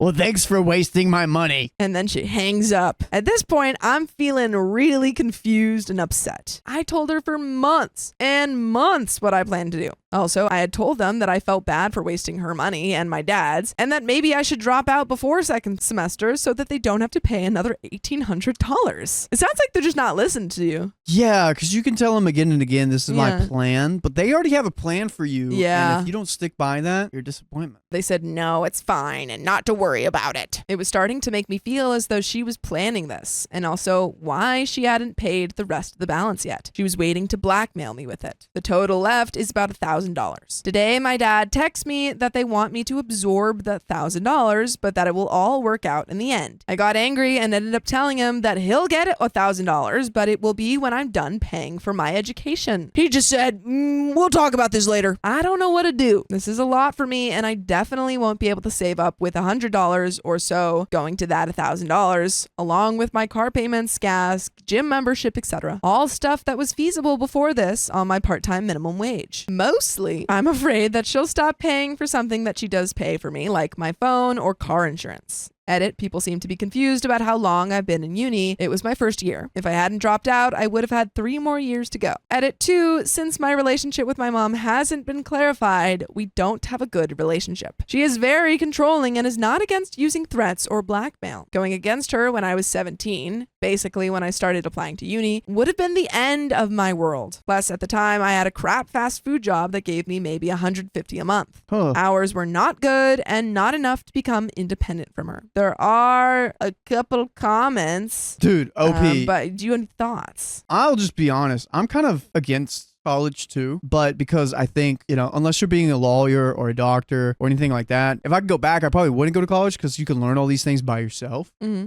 And save money. But it seems like, OP, you got like a good thing ahead of you, some good prospects and everything to learn in that. It's just, I'm disappointed in the parents for not like seeing what's best for you. I agree. I think OP has a very clear outline of how they want to get their education and what they want to do. And that's more than a lot of students. I think a lot of students, I think this is also fair, but they go into college, with undeclared or not really knowing exactly where they want to go, which is totally fine. But you have this student who is super clear and the parents just don't even care. But there are some comments. Comment 1, you made some life decisions that went against your parents' wishes. Now you have to deal with the repercussions of your actions. Welcome to adulthood. For the record, I think you should follow your dreams, but you should also be prepared to pay for it all by yourself. They are your dreams. Comment 2, what did she do after high school? Any ideas why she views university as the only way forward? OP says she didn't go to any sort of post-secondary school. I think that could be it. She just wants me to get a good education, especially with most everything needing a bachelor's degree. Comment 3, I completely disagree with you. It sounds to me like they really heavily guilted him into it despite all of his protests. He even told her he wanted to drop out before his second semester so he wouldn't waste any more money. And she told him it didn't matter and guilted him into continuing. When you manipulate someone into doing something against their better judgment, don't be effing surprised when they change their mind about it later. Besides, it was given as a gift, not a loan. OP says, it was their idea more than mine. I didn't want to waste their money. Also, if it had been up to me, I would have taken a gap year to figure it out, but they wouldn't allow it. Comment 4 says, as someone who is buried in student loan debt, save your money. It doesn't matter if she approves or not because you need to do what's best for you. Reiterate your stance, and if she doesn't accept it, no harm done. And there is an update. Well, I know this update was posted quickly after the first post, but I sat down and had a talk with them. I started off by saying I was grateful for everything they did for me, and that $1,800 was no small amount, but that it wasn't fair to change things on me last second, and they didn't give me a chance to budget that $1,000. Basically, they forgot everything I told them. They forgot about how I said I felt bad wasting their money, about my plans of dropping out and working when I got acceptance. Everything. My mom actually said that I was the manipulative one. They put blame on my art teacher because she apparently didn't give me all the options, which was the course I'll be attending now, even though I said it wouldn't have happened if they would have just let me take a year off. Or rather, if I had said F it and done it whether they liked it or not. Now they don't care if I go to college or not. I told them I don't want them to pay for these things anymore unless they've paid in full beforehand or if they've taken a loan in their name. I tried to keep that part civil, but they were getting upset, so I turned it to the money. Turns out it is in my name, which I never knew. So the debt will go on my visa after my parents are done paying their debts on my card, where I will pay the minimum payments and accumulate interest as well for not paying it off in time. They also don't have $1,000 up front. So I learned that people on here can be very mean and nasty, but I've also learned that it's time to grow up, and people, including parents in life, won't always be fair to you. Yeah, your parents are really trying to screw you over. Also, thank you to the animators who PM'd me. You were very nice. Edit, I'm helping my parents out with some of their payments, so that is why they have debt on my card. Sorry for the confusion. No. Why are we helping your parents? Why are you, a 17-year-old, helping your parents with their debts? Dude, you're gonna love this. I watched the Caleb Hammer video. Do you know who Caleb Hammer is? He's a guy that like basically looks at people's finances and like yells at them like, why are you spending $1,000 a month on this video game or whatever? Yeah. He just gets on to people like, why are you letting your significant other not working and whenever they need to work? Anyways, so this one couple comes and they're like, oh, we're actually having our kids invest in us because, you know, we brought them into this world and I think they should invest in us to like go on vacations and to pay for our bills and this and that and the other. And he's like, dude, you got this totally backwards. You're supposed to invest in your kids. What are you doing? That's crazy. Edit 2, one of my grants came in and now I only have a $433 to pay off. I think I'll be okay. But there is an update. Will they be okay? I guess we'll find out on this in the next update on this next episode. Well, I got punted out. It all started by my dad being cheery and saying, good morning. I just muttered, He said that he'd like to be acknowledged. And I just said, please don't act like everything is okay. But you know, it'll always be okay. Listening to full episodes of stories just like this, just go to Spotify, Apple Podcasts, or iHeartRadio and search a Focus Storytime. This was the start of a huge crap storm that was basically just me restating how I confided in him the most about dropping out, and he just turned around and called me a liar. Then I topped it off with, you're just mom's puppet, and he lost it. A lot happened, but they said that I wasn't their daughter. Have a nice life, and goodbye phone and car insurance, which I expected anyways. I'm currently at my boyfriend's, but I need some help. Where do I go? What do I do? I feel like I have no future. Dude, what? That's crazy. That's crazy. What? I've said this time and time again, I do not understand parents who are so attached to the idea of what they want their child's life to be that they would rather kick their child out than believe in their child's dream. It's giving you have to be a doctor or we don't know who you are, or a lawyer. You have to do something big. That's so sad. I did not see that coming. I thought she was going to swing it, but kicking her out, dude? No. Yikes. Also, that's not natural. I didn't know that. What? Kicking your kid out at 18. In the world, you don't kick them out until they get married. I threw away my husband's Xbox because he refused to look for our missing dog. Well, what if the dog was sucked into the Xbox like Jumanji? For starters, I'm a nurse, 35 female. I have been extremely busy these past 3 months. Even writing this post is a privilege, and I am having to do this in bits and pieces. I also gave birth to my daughter 6 months ago. I have an 8-year-old son as well. When I'm not working, I take care of my children. By the way, this comes from Deleted, and if you want to submit your own stories, go to the r/OKStorytime subreddit. And I'm Angie. I'm Dakota. I'm Carly. And we're here to give good advice goofily, but we don't have all the answers. We just know what we would do, but let us know what you would do in the comments. So, OP says, in January 2019, my son suddenly developed this strong desire to have a dog. He begged and begged for a puppy from my husband, 35 male. I protested against that because I had just found out that I was pregnant. Jesus. My husband said that we should let our son have a puppy to teach him some responsibility and that he would have some practice to take care of his baby sibling. He had also promised that he would help our son take care of the dog. I was absolutely unconvinced, but I had to give in. But I had to give in eventually because my husband had already agreed and I didn't want to cause further fights. 5 days ago, my son accidentally left the back door of our house open and the dog ran away. These 5 days were also some of the busiest, most grueling days of my work, and I had to take up night shifts because a colleague had fallen sick. Our son first went to my husband for help. He refused to help him and said that it was my son's, responsibility to take care of the dog, and he had to do something about it himself. My husband has the privilege of working from home. He works at a law firm. He works for maybe 3 to 4 hours a day and plays Xbox the entire time, and sometimes gets out to check up on our daughter. He literally has no added pressures. 5 days ago, when our son told me in tears, Dad won't look for Tippy, I talked to my husband, who said that it would teach our son some responsibility to take care of things in the future, which I found very callous, since a dog is a living, sentient being and not a thing. He was playing Xbox when I was talking to him as well. He also said he wouldn't look for the dog or anything. Yesterday, after coming home at night, the first thing I did was unplug the Xbox console and controller and throw it in the trash can. This morning, before going to work, my husband threw a fit when he didn't find his Xbox in the living room. I told him that I had thrown it away because he was so addicted to...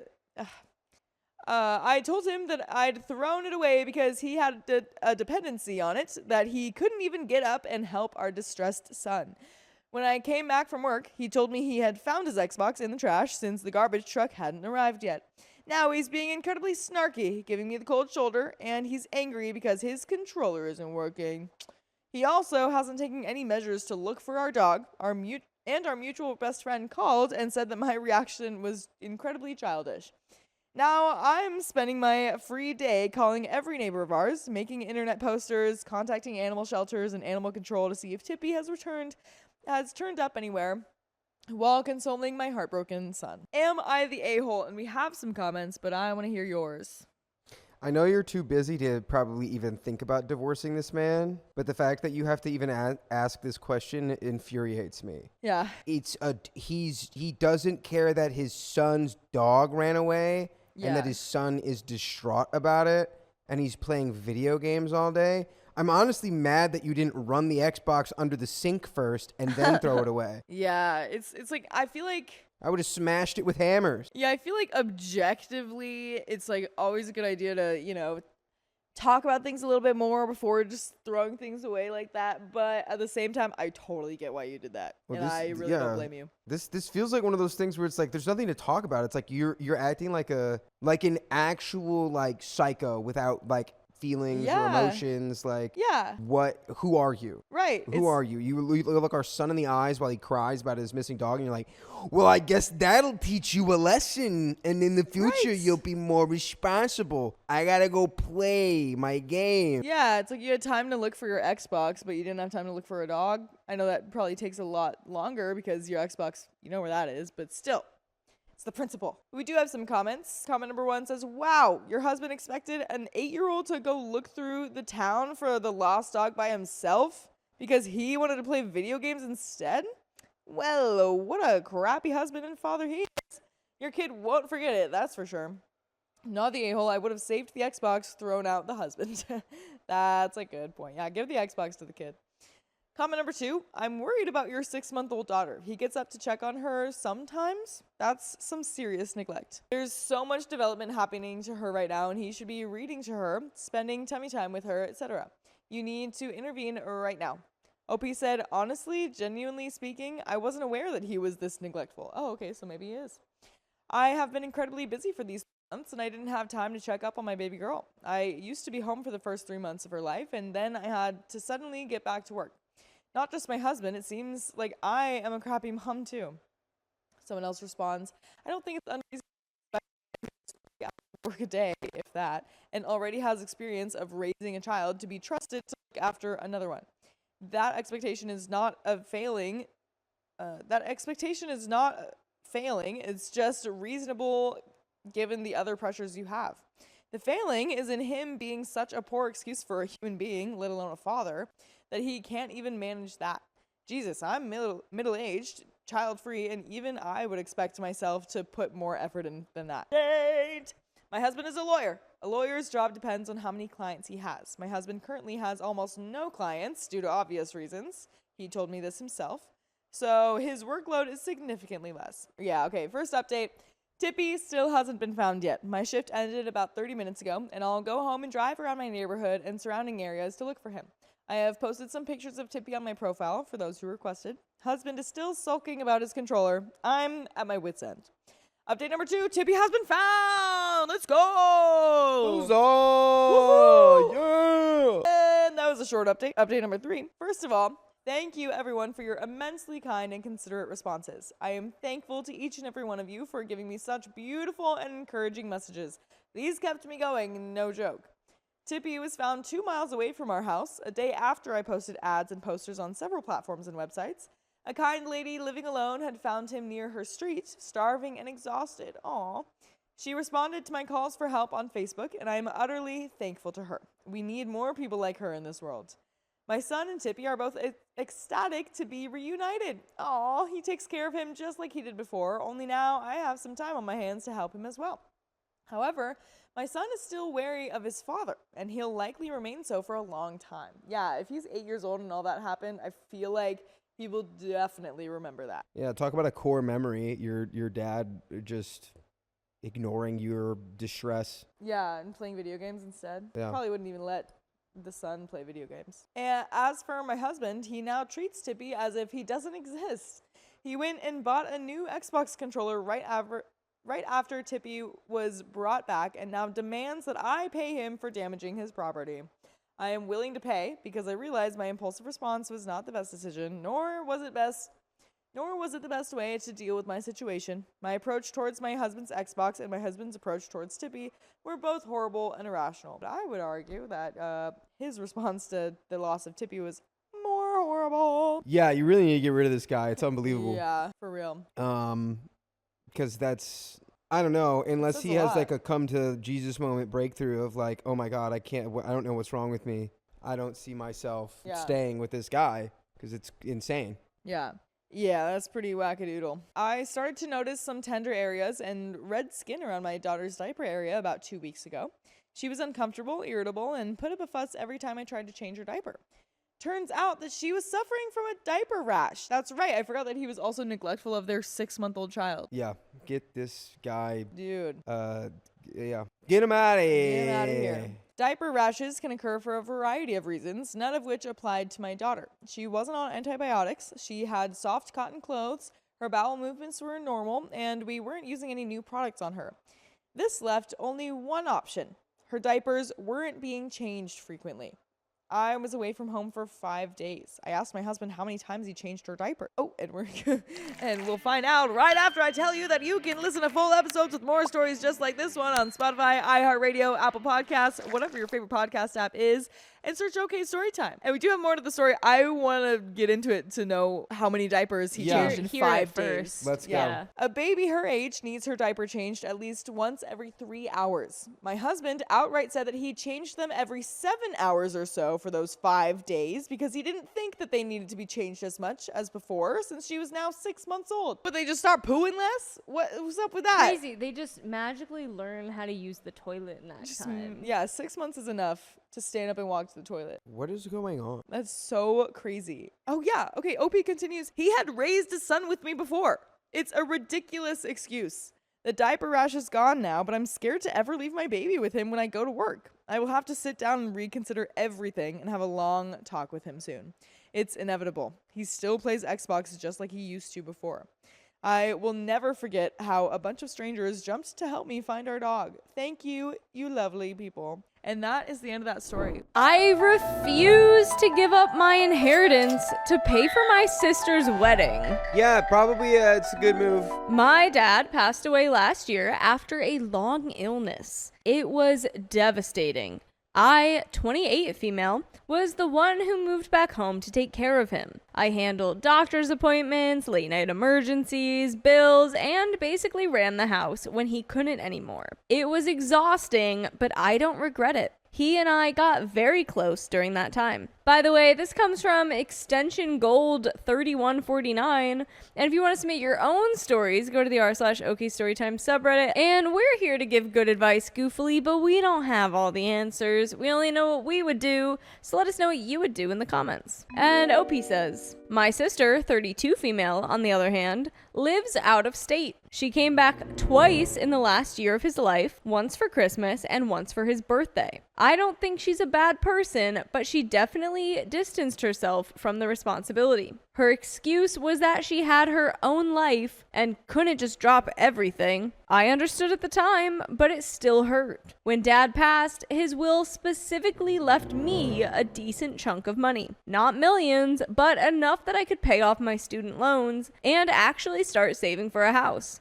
It was clear in the will that this money was for me because of the sacrifices I made while caring for him. My sister received other things. He left her some jewelry and a classic car he had restored that she always loved, but the majority of liquid assets went to me. Fast forward to now. My sister got engaged in May. Her fiance is nice enough, but they both have champagne tastes on an adult soda budget. The wedding they're planning is way out of their price range. Destination resort, designer dress, open bar, huge guest list. I assumed they were going into debt for it, which I thought was their choice. But then, about a month ago, my sister sat me down and said, I need your help. Dad would have wanted you to use some of that inheritance to make my wedding special. Yeah, but he actually wouldn't. That's the thing. He actually didn't say in the will that he wanted me to spend it on your stupid wedding. Remember how you couldn't make it? Remember how you were too busy because you had your own life? I actually have my own life too. It's in the sacred text. What? It's in the writing from his will. The sacred texts. The sacred text. She wasn't asking for a small loan. She wanted me to hand over $30,000 to cover the venue and catering. I'd send her 300 pennies. I told her no. I said that Dad left me that money for a reason, and I'm using it to build stability in my life, not blow it on a party. She immediately got defensive and accused me of being selfish and choosing money over family. Now my mom has gotten involved. She says Dad would have wanted me to share and that family comes first. I told her Dad literally wrote a will that reflected his wishes, and if he wanted to fund my sister's wedding, he would have set aside money for that. Mom keeps saying I'm tearing the family apart. My sister has been telling relatives that I'm punishing her for not being around when Dad was sick, which makes me feel sick to my stomach because it's kind of true. I am resentful, but it also feels unfair that the person who did all the work gets nothing and the one who barely showed up gets rewarded. Yeah, wait, can you imagine her telling the families, like, yeah, she's not, she's taking it out on me because I wasn't there for Dad being sick. And everyone's like, why weren't you there for Dad being sick? Wait, you weren't there for when your dad was sick? Yeah, just, Wait, say that one more time. Can you run that by me one more time, actually? Some cousins are on her side and have texted me things like, it's just money, you'll make more, and your dad would have wanted her to have a special day. Others, thankfully, have said it's insane she's even asking. Now my sister says she won't invite me to the wedding unless I do the right thing. These dumbasses are saying, it's just money. How about you give her yours? Yeah. Since it's just money. Just you give her money. your money, right? Yeah. Oh, wait, it's different now, isn't it? I was going to say, I don't think that it's wrong to maybe, out of your own kindness, maybe be like, I'll do something special for you. Like maybe like, I'll give you a really big budget to buy a cool dress, like a really pretty dress that you've wanted. And that'll be like my contribution to your wedding. Like not something that's going to be crazy expensive, but something that's like a couple $1,000s more than she probably would have spent. No, she'd just pick out a $15,000 wedding No, dress. but you cap it still. You'd be like, you have $5,000 to find a dress or $10,000 to buy And a I dress. guarantee you, she'd be like, I don't know. That's not a good enough present. Well, I'm saying like offer something like that. And if she wants to turn that down, then bye. That's what you're going to do for me? Honestly, gave though, you after cool you thing. already, like, before she's like, yeah, give me $30K, and it's like, yeah, sure, you do Right. that. As soon as she's like, yo, no, give me $30K. I well, think I'm if gonna she give you came- exactly nothing now. I think if she came and she was like, yeah, also, like Kat said, she has a really nice car. And didn't she say like, oh, I'm too busy to make it to the funeral? Or I to don't remember what something was about it? the The funeral. beginning? What was it? She's like, oh, I have my own life. I can't make it. Yeah. And it was to what? To like see their dad off? Just out more times. She only came out for Christmas and his birthday. She said she just couldn't come home more than that. I'd outta offer here. like Get outta something here. tiny and then be like, okay, you don't want to take that? That was me being generous. Nothing. Certainly not $30,000. And it would be all gone after this part because now my sister says she won't invite me to the wedding at all unless I do the right thing. She's threatening you? Yeah. Oh I'd my be like, gosh, cool, you're great. threatening me because you want my money.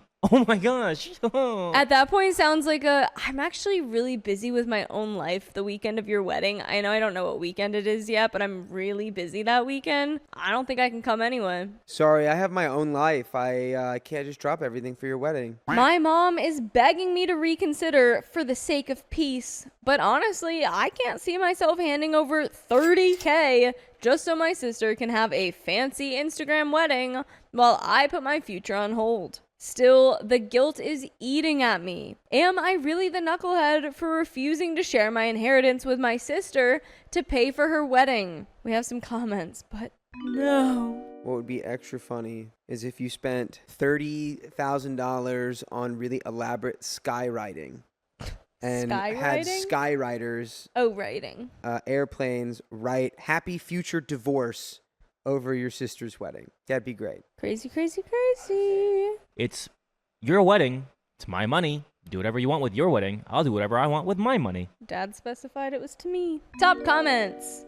Temporary bench 5095 says, stand your ground and hold your boundaries. No one needs or is entitled to an extravagant wedding. They chose to plan outside of their budget. They can figure it out. Their request is selfish and rude. Glass Armadillo 9871 says, tell her, you are right. Family comes first. Dad is family, and respecting his wishes comes first. Don't tell me what Dad would have wanted.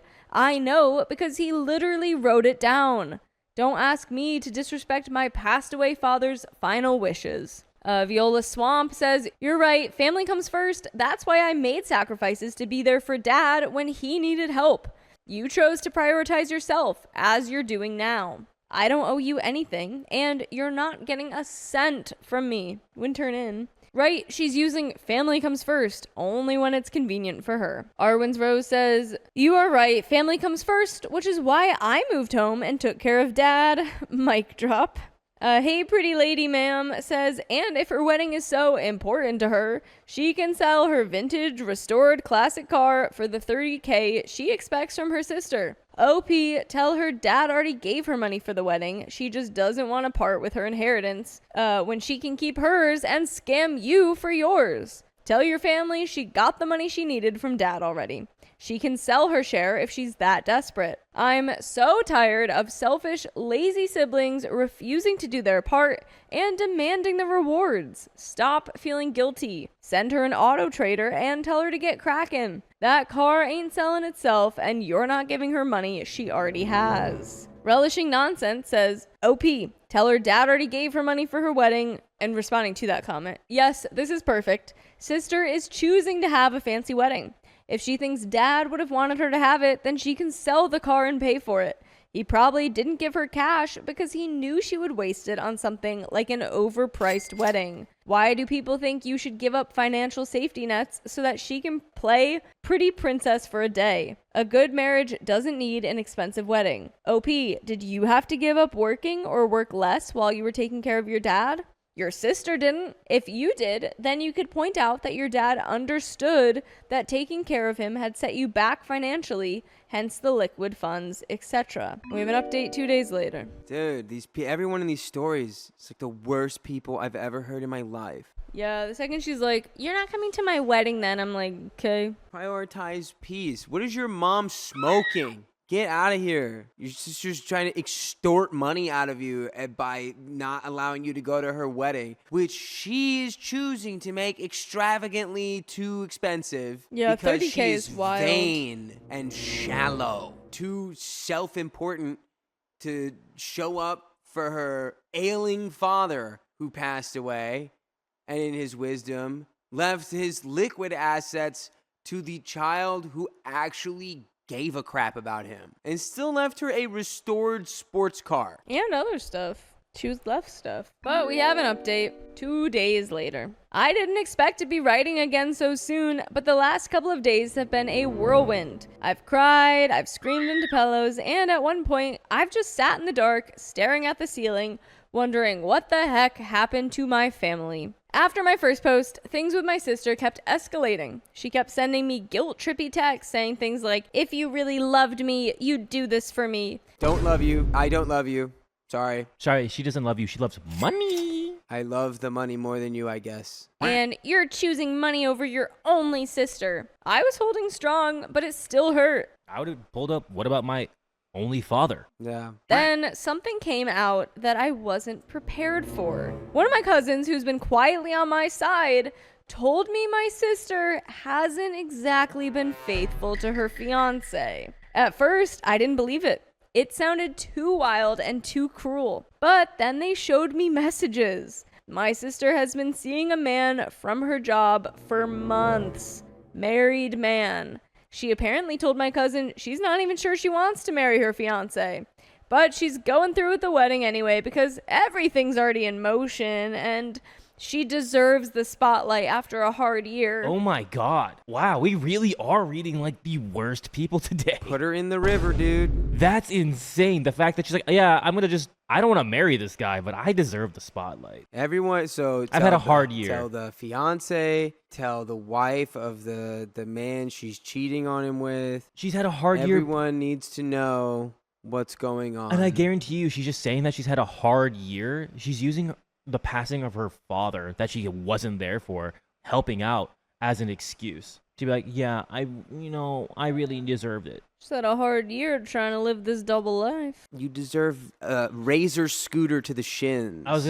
I would literally respond to the sister and be like, all right, you really want to play this game? You want to keep pushing my buttons? Push it one more time. I want to see you try. You deserve Nair in your shampoo bottle. I want to see you do it. I felt like I'd been punched. Not because I care about her fiance that much. We've never been close. But because it shattered the last bit of moral ground she had to stand on. She's been calling me selfish, manipulative, greedy, all while living a double life. Here's the part that broke me. My mom knows. She admitted it when I confronted her last night. She says she walked in on my sister late at night, whispering on the phone, and when she pushed her, my sister confessed. Mom's exact words to me were, she just needs to get it out of her system. Once she's married, she'll settle down. Don't ruin this for her. Nah, I'm not going to ruin anything for her. She ruined it. Yeah, your mom's and crazy did you too. do this to my dad? Is what I would immediately then ask. Yeah, so did you do this too? Is it running the family? Mom's just as stinky as the sister. Mom's a little cuckoo. Golden child. I think someone said it earlier. It was golden child, but this is giving golden child. I don't even know who my mother is anymore. The woman who raised me to believe in honesty and integrity is now telling me to keep quiet while my sister destroys her relationship and another family's marriage, all so we can have a happy event to cover the grief of losing dad. And here's the kicker. My sister is still hammering me for the money. Still saying dad would want me to share. Still threatening to cut me out of her life completely. She has no idea I know what she's doing. Part of me wants to out her, tell her fiance, tell the whole dang family, throw the truth like a grenade and walk away. Another part of me is exhausted. I already spent years holding my dad's hand in hospitals while everyone else lived their lives. Do I really want to take on this burden too? For now, I've decided to step back. I'm not going to her wedding, invite or no invite. I won't be there. I took more of the inheritance and paid down my student loans today, and I cried when I saw my balance shrink. Not out of guilt this time, but relief, because dad left me that money so I could finally breathe. And by the way, you can finally breathe a sigh of relief because you can always listen to full episodes of stories just like this. Just go to Spotify, Apple Podcasts, iHeartRadio, your favorite podcast app, search up OK Storytime. Yeah. There's a little bit more. Tell everybody, dude, throw the grenade. Yeah. Throw the grenade. I'd want to have the grenade thrown if I was him. I'd say do it. If I was you, I wouldn't be able to help myself. Why are there so many flies in here I think today? it's just one that's like really good. There's one here. There's one flying above me. She's ruining her future. She's ruining someone else's marriage. She's ruined her relationship with you. And if your mom is like, I don't know what to call it, short-sighted. If your mom is silly enough to try to tell you that that's your fault, cut them both off. Yeah, I feel like this was probably like the sister was always closer to mom, and she was probably always way closer to dad. So it's like she doesn't have her little sidekick anymore. It sounds like your mom cheated on your dad. I know, that too. How else would she be okay with this? Got a little bit more. My sister might never forgive me. My mom might never understand me. And maybe I'll be painted as the villain for the rest of my life. But at least I know, deep down, I'm not the one lying to everyone. I just wish dad was still here. He'd cut through all this noise in 5 seconds flat. That is the end of that story.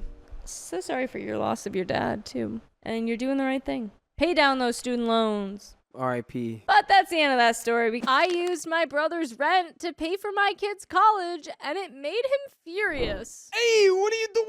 What are you doing? Let me start by saying my husband, 50 male, and I, 46 female, have done pretty well for ourselves. We are not hugely wealthy, but we have made smart financial decisions and have invested wisely over the course of our entire 20-plus year marriage so that we can be comfortable and not have to worry about money. By the way, this comes from Annan Submissions 1138, and if you want to submit your own stories, go to the r/OK Storytime subreddit. I'm Carly. I'm Dakota. I'm Keon. And we're here to give good advice goofily, but we don't have all the answers. We only know what we would do, so let us know what you would do in the comments. And OP says, one of the investment decisions we made about 10 years ago was to purchase a small, rundown house in our neighborhood and fix it up so that we could use it as a rental property. We put a good chunk of money into fixing up the house, got insurance, and an LLC to become private landlord, and do regular maintenance on the property so it stays in good condition. We rented the property out for a few years and were able to make back what we had spent on repairs and start to turn a small profit. Apart from a small amount set aside for repairs on the house, we decided to put all of the profit from tenants' rent into a savings account for our children's college funds. Our families know that we own an additional property for rental income, but otherwise try to keep our finances as private as possible. About 6 or 7 years ago, my brother's family fell on some hard times. My brother, 49 male, and his wife, 46 female, both lost their jobs within a few weeks of each other. And their landlord decided to sell the property they were living in so they couldn't renew the lease. Ooh. They barely had any savings, and his in-laws said they were not welcome to stay with them. My brother approached me and asked if there was any way I could help by either lending them money, letting them rent our house, or connecting them with another agent who could help them find a place to live. My husband and I talked at length about their situation, as well as the risks, and ultimately decided to offer them our rental property as our current tenant was planning to move out anyway. We drew up the standard lease contract that we offered to all tenants, but decided to waive the security deposit, and wrote in that they do simple maintenance, such as cutting the grass and cleaning the gutters. We even offered the house a few $100s less per month than the market price for our area, call it a family discount, since my brother would have just started at a new job and his wife was still looking. Brother and his wife signed the lease and they moved in, along with their 3 kids and 2 dogs. To respect privacy and boundaries, we never told any of our family or friends that I was his landlord, and all of our conversations pertaining to the lease and rental property were done through a business email. They paid rent on time and did the maintenance required on the house, so we never had any major issues with them as tenants. We took care of the major repairs, namely a new water heater, fixing a broken pipe, and updating all the kitchen appliances. And over the 6 years they had rented the house, we have chosen not to raise the rent despite increases in our area. This is where things start to get complicated. Our oldest daughter, 18 female, has gone off to college this year, and we are so proud of her. She worked hard through high school, had a job, was accepted into her dream school, and won several major scholarships. We were able to pay the remaining amount of her tuition in cash from the savings account, so she will be debt-free when she graduates. Over the holidays, one of our out-of-town relatives asked how we were able to afford sending her to such an expensive school, and I had no problem gushing about how hard my daughter worked for her place. It is also no secret that we have the rental property, and I noted that it's been such a good investment over the years since we were able to save for our children's futures. I saw my brother's face get red from across the room. He didn't say anything, just gathered up his family coats, and they all left. He showed up unannounced at my house a few days later and demanded to know what I had done with the money they had been using to pay rent for the last few years. I told him that if he had problems with the house or the lease, to send it to my business email, and that I would not discuss a work-related matter with someone yelling on my front porch. He said this wasn't a work-related matter, that this was a family matter, and that I had scammed his family out of thousands of dollars over the years, and that he wanted it back. I told him if he didn't calm down, I would call the police, and he eventually left. Man, he just doesn't understand how that works. Yeah. He was not scammed out of thousands of dollars. Did he think you were just gonna, save the money and give it back to him? It's just fundamentally doesn't understand how rent works.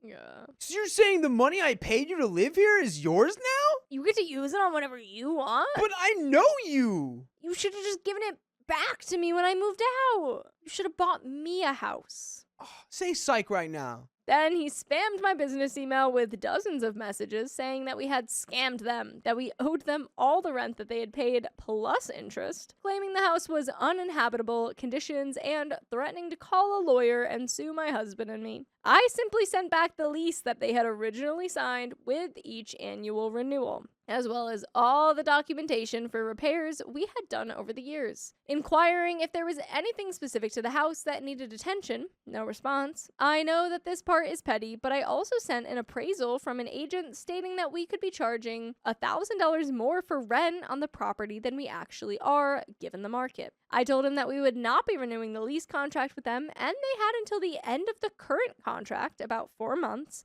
to find somewhere else to live. I also told him that if the pestering emails didn't stop, I would consider getting a lawyer of my own and begin the eviction process before the lease was up. The emails did eventually stop. I assumed he talked to a lawyer and was told he had no case, but the conflict has not. Instead, he has now taken to telling all of our family his version of the story, and I'm getting calls left and right that I need to give all the money back to him and find another way to pay for our kids' college. My only defense is telling folks that he signed a lease, committing to pay rent to the property owner in exchange for living in a house, no different than any other lease, and that what the owner does with the money is not the tenant's concern. I am still being told that this is different because it's family. It has been suggested that I either give them back all the money, continue letting them live there for free, sell them the house, and a few other suggestions that I personally think are unreasonable. One family member even suggested I make up for it by offering to pay for his kids' college tuition since he paid for mine. Suffice to say, I am not able to afford college for 3 more kids, even if I wanted to. We always knew that renting to a family member could have risks, but they genuinely were decent tenants up until now. I am a bit concerned about the condition they will leave the house in when they move out, but at this point we're just preparing to pay for additional cleaning and repairs and eat the cost if we need to. And by the way, at this point, I'm expecting you to always be listening to full episodes with stories just like this. Go to Spotify, Apple Podcasts, iHeartRadio, wherever you get your podcasts, just search up OK Storytime. Yeah. Yeah. Be smart about it. There's just a little bit left. Yeah, like you said, there's always the peril of renting to family. Because it's something like this, they just assume it's like, but like I know you, and like we're like close, so like why would you actually like keep all that money? Like what? Like that's my money. And it's like, It's just so weird that they think that you weren't gonna use it for something. yeah, it's like, brother, you're paying me rent. Right. We also let you live here for 6 years without raising the rent, waived a bunch of other fees. Yeah, just a classic, like, I just like how they're like, don't know how good you got it. you use that money? How dare you? Right? I How- just, How yeah. dare you use that money? This never happens if it's someone you aren't that close with, because they don't feel entitled to it. It's the entitlement coming from this guy. Yeah. It's so absurd. The family Right? members Are we not too. just happy that you helped your family member get to college? I don't know. It's very weird. Nah, Very weird. The fact that because it all wasn't me. the other family members too were like, yeah, now you know what? You owe them a house or you pay for their kids' college. You're like, I'm not renting out to them. Weird. Mm-mm-mm. If I was, then sure, they could do whatever they want with their money. Yeah. I just don't know what my brother thought we were doing with the rent money all these years, or why he's never thought about it. It's not as though we had been taking big vacations or living some extravagant lifestyle. From my position, I feel that my husband and I have worked hard to position ourselves well financially, while my brother has not. And it's his and his wife's responsibility to plan for their future. This whole situation has gotten so blown out of proportion that I'm starting to wish we hadn't let them live there in the first place. So, Reddit, am I the a-hole for letting my brother rent from me and then using that money to pay for my kids' college? We have some comments, but No, no, no. no. You even gave him like the sweetheart rent deal. Yeah. So no. Commenter 1 says, well, guess what idiots are going to have surprise Pikachu face when looking for another rental? The entitlement here is off the radar. Comment 2, this is where you messed up. The noise cousin getting in your business and asking how you can afford a good college. None of her business, and you never should have brought up the rental property. That is really none of her business. Family is such a trip, so you spilled all of your business, and that is what your brother heard. All of this giving him his money back is crazy and delulu. He needs to move out and figure it out ASAP. Yelling and emailing is not adult or mature thing to do, and that is the end of that story. My roommate stole money from me to buy junk food, so I took revenge. I don't know. I love junk food. I, 27 female, live in a house with 2 other girls around my age. I get along with one of them fine, but the other one, Amanda, is a nightmare. She's super morbidly obese, which I feel sorry for her for, but she uses her disability to manipulate everyone around her. By the way, this comes from user Draped in Pearls. And if you want to submit your own stories, go to the r/OK Storytime subreddit. I'm Dakota. And I'm Savannah. And we're here to give you good advice goofily, but we don't have all the answers. We just know what we do, so tell us what you do in the comments, as OP says. She's on Social Security because she obviously can't work at her size. She does very few chores around the house because moving around is exhausting. She doesn't bathe regularly for the same reason. She often takes me and our other roommates' food and eats it, claiming she'll pay us back or buy us a replacement when she has her weekly groceries delivered, and she never does. Our lease is up at the end of August, and I did not renew, mostly because of Amanda's behavior. She was upset when I told them this at the start of summer because until they get a new roommate, that means the remaining girls have to cover my share. My one roommate understands, but Amanda is furious. She says I'm abandoning her and I should have to pay my share until a new girl moves in, even though my lease is up. I told her that's not happening. Ever since then, her bad behavior has ramped up. She takes even more of my food. She makes passive-aggressive comments constantly, but worst of all, she stole money from me the other day. There's a specialty candy shop not far from where we live that has imported and nostalgic candies, along with homemade pies and other stuff. It's a cool place. Apparently, Amanda went there last night and came home with a ton of junk food. She left a majority of it in the kitchen and said, "It's for everyone, help yourself," but it's pretty clear it's for her. When I asked how she was able to afford all that, since I know she struggles with money, she said flat out, "I borrowed some of the cash you had in your room." I went to check and she had taken $100 of my money to spend on junk food. Okay, that like I could see maybe like $5-10, Nah, maybe yeah. a 20. Now, this is an intervention level moment. You took Yeah. $100 from me to buy junk food. Yeah, which means you like went through my stuff, Yeah. like went in my room, moved my stuff around, found some money, and was like, I'm gonna go spend this on something that I want, and then come back and say, this is for everyone. Like, Yeah, no, it's just irrational. It's illogical, irrational behavior. I was super pissed off and unloaded on her, calling her a thief and an a-hole and a bad roommate. She started to cry and said she bought it for everyone as a gift for the household, and if I'm that upset, she will pay me back, but of course she won't because she never has. She's terrible with money and almost always broke the week after she gets her SSI. So here's where I might be the a-hole. She's leaving for the weekend to visit her parents. I want to take all the treats she left behind and donate them to a food shelf, except 2 things. I want to eat a slice of the homemade pie she bought, still untouched as of now, and text her how good it is, because as much as she pretends the food is communal, she gets upset when one of us eats food she bought. So I want to eat a piece of her pie and then dump Dawn dish soap over the rest and put it back in the fridge. When she goes to eat it, it will be ruined and the dish soap won't hurt her. Then I plan to take the homemade jam she bought and dump them into her bed sheets and let them sit until she gets home. By then, I'll have packed my important stuff and be gone. I'm moving back in with my parents. I'm over this. So would I be the a-hole for donating food she bought with my stolen money, eating her pie because I know it would bug her, ruin the rest, and mess up her bed sheets? The last thing I'm not positive I'll actually do, but the other things I definitely will. Comment 1, it's your money, your food. Do what you want with it, but you should dang well file a theft report too. But refrain from damaging her stuff, as that could cause issues that aren't worth dealing with her over. OP replies, yeah, you're probably right.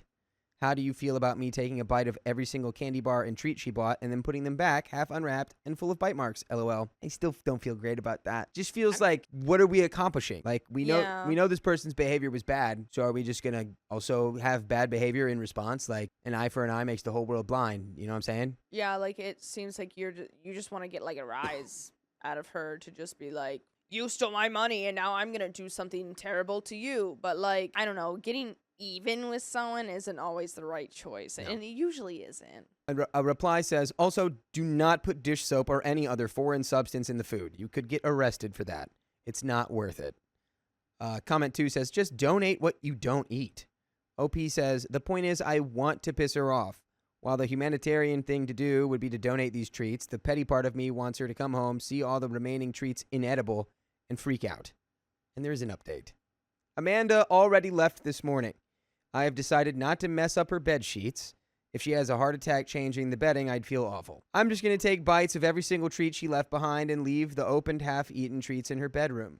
I have decided not to destroy her sheets or put soap on the pie. Many of you pointed out that can make someone very sick. As mad as I am, I don't want to hurt her. What I am going to do is eat that pie from the inside out. I'll leave the ring of crust in the tin and put it back in the fridge. Then I'll take all the candy she left behind and bring it into my work on Monday. Whatever's left over after work, I'll donate. I'm not going to call the cops for 3 reasons. 1, my city is currently experiencing a vandalism epidemic, so those resources would be better used working on that.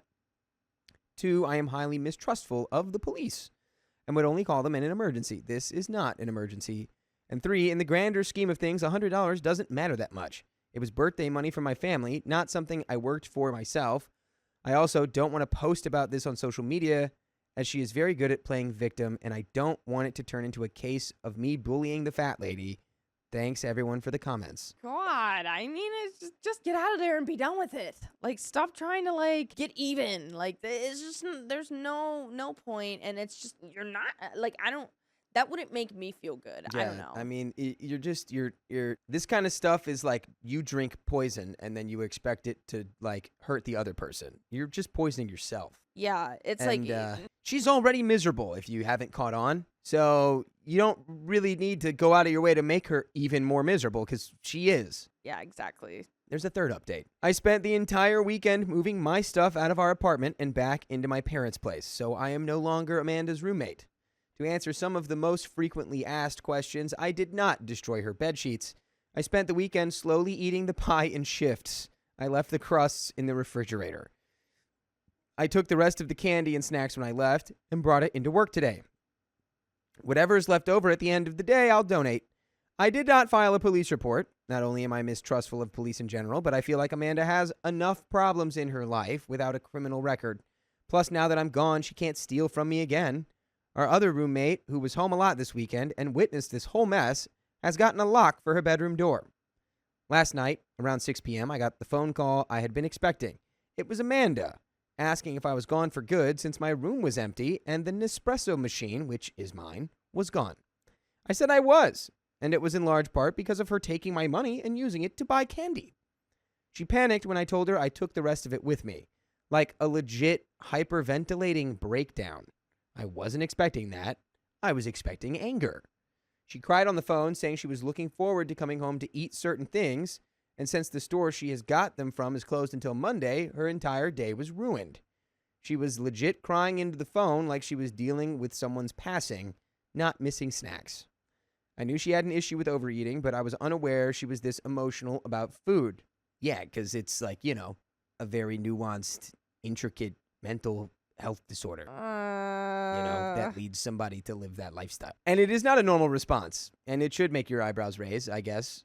But yeah, again, you didn't really have to go super hard because she's already miserable. Her snacks are missing and it ruins her whole day. It's someone who needs help. Yeah, that's it's sad. It is. It more than anything, it is a little sad. But you know what's not sad? The fact that you can listen to full episodes with stories just like this on your favorite podcasting apps like Spotify and Apple Podcasts or iHeartRadio. Just search OK Storytime, and you've got the whole kit and caboodle right in the palm of your hand. We have a little bit more story left. I'm glad you're out. Yeah, it's that's what you can control. More than anything, it sucks to live with a thief. Yeah. Have you ever lived with a thief? Well, maybe you did, and they were so good you don't know. I know my cousin is a thief. Well, she stole from my mom, but my mom called her out. There you go. And that's what you got to do. Then she did it again. And my mom was like, you got to call out the thievery. Anyways, OP says, I kept calm and I told her that the candy wasn't hers anyway. It was mine. And that she's lucky that I just took it with me. I could have filed a police report for her being a thief. I told her my portion of August rent was given directly to the landlord when I had him come in yesterday morning to inspect my room, so if she messes things up, he will know it wasn't me. She didn't care about any of that. She didn't care that I'm gone or that I could have involved the police. She just kept asking if I had left any of the snacks behind. What about the Mary Janes? Or did you leave even a few of the mini Mallow cups? When I told her I took everything, she started to bawl even harder. At that point, I just hung up. I'm over it, and it's done. I haven't heard from her since, but our other roommates texted me later that night to tell me that she cried again when she found the pie crusts in the fridge. And that is the end of that story. My parents gave my sister the same amount of money I saved for 2 years. What the heck, Mom and Dad? I don't even know how to process this, so I'm just going to type it out. I'm 28 female, and my sister, Elsa, 22 female. We're in Stockholm, and our parents are Gunnar and Birgit. I always thought they were pretty fair with us growing up. Maybe I was wrong. Depending on how much money you've saved up for 2 years will be the deciding factor. That's true. If it's like $2,000, Yeah. Okay. Then, yeah, they can just give that out. 20 grand. And they're giving it 20 grand out? Too much. By the way, this comes from 22, Oh. and if you want to submit your own stories, go to the r/OK Storytime subreddit. I'm Riley, I'm Sophia. I'm Keon. and we're here to give good advice goofily. Yeah. And we don't have all the answers. But if you have anything you want to say, put it down below. Please. As OP says, for the past 2 years, I've been saving for a trip to Japan. What? Who is it? Everyone's going to What? Japan. Everyone and their mother is going to Japan. I've talked to so many people who want to Literally, go to I'm trying to Japan. convince Sam to take us to Japan for our next work trip. They want to go. They want to go to Japan for their 30th birthday, and I'm like, That's what I'm. That's that's you! That's me. You That's are literally That was- you. so I'm the only person with basic, that idea. Keon. Everyone before they turn 30 is getting diagnosed with neurodivergence, Yeah. wanting to do something to themselves, What does and that going to mean? Japan or getting their master's done, getting their graduate. That's Yeah, literally all the graduate- 20 I don't know year what the olds. second one meant, but the graduate degree, I would agree. What are you gonna do when you turn 30, Riley? Get married, have kids. I don't know. Start a family. Yeah, that's what it is. I don't know. Oh, yeah, that's true. That was the other. I think the four paths are trip to Japan, their masters, being like a athlete or like track star or whatever. Like they love running 5Ks or 10Ks. Oh, Marathons, Yeah, marathon yeah, people. marathon runner. Marathon runners or like CrossFit, which is really gross. Oh yeah. Stop. I love CrossFit. Or getting married and tied down and like settling down with the Tied kid. down. tied down? Who are you tying I'm down, gonna be Keon? floating. Okay, anyways, OP's going to Japan like everyone and their mother is going. It's been my dream since I was a teenager. Me too. I am a children's book illustrator, so Cool. I don't have amazing money, but I've been budgeting hard. Dude, good marketing can absolutely change your Yeah, life. you can get a pretty popular children's book out there. Put that plug in the Reddit. Mm-hmm. Yeah, skipping coffees, not buying new clothes, and meal prepping every week. I've saved almost 4,500 SEK, which is $4,300. Swedish krona. Okay, that is a pretty good chunk of money. Mm-hmm.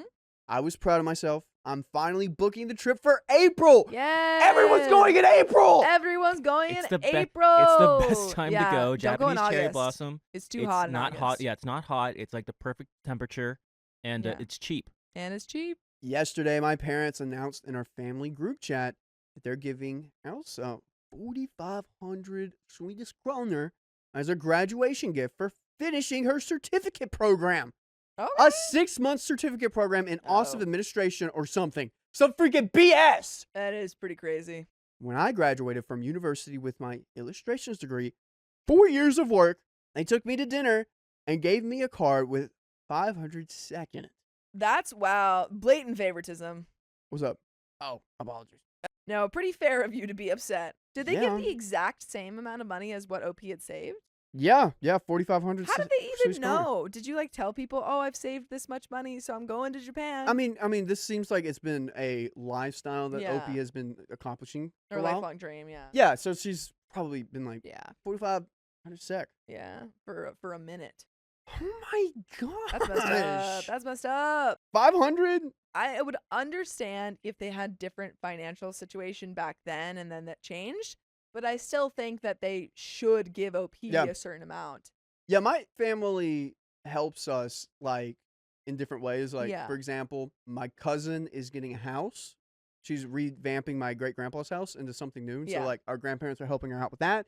And they're like, whenever you guys need help one day, hit us up and we'll like make that happen. Sure. So it's like that's kind of how my family flows. It's not always even all the time, but it's like when people need it.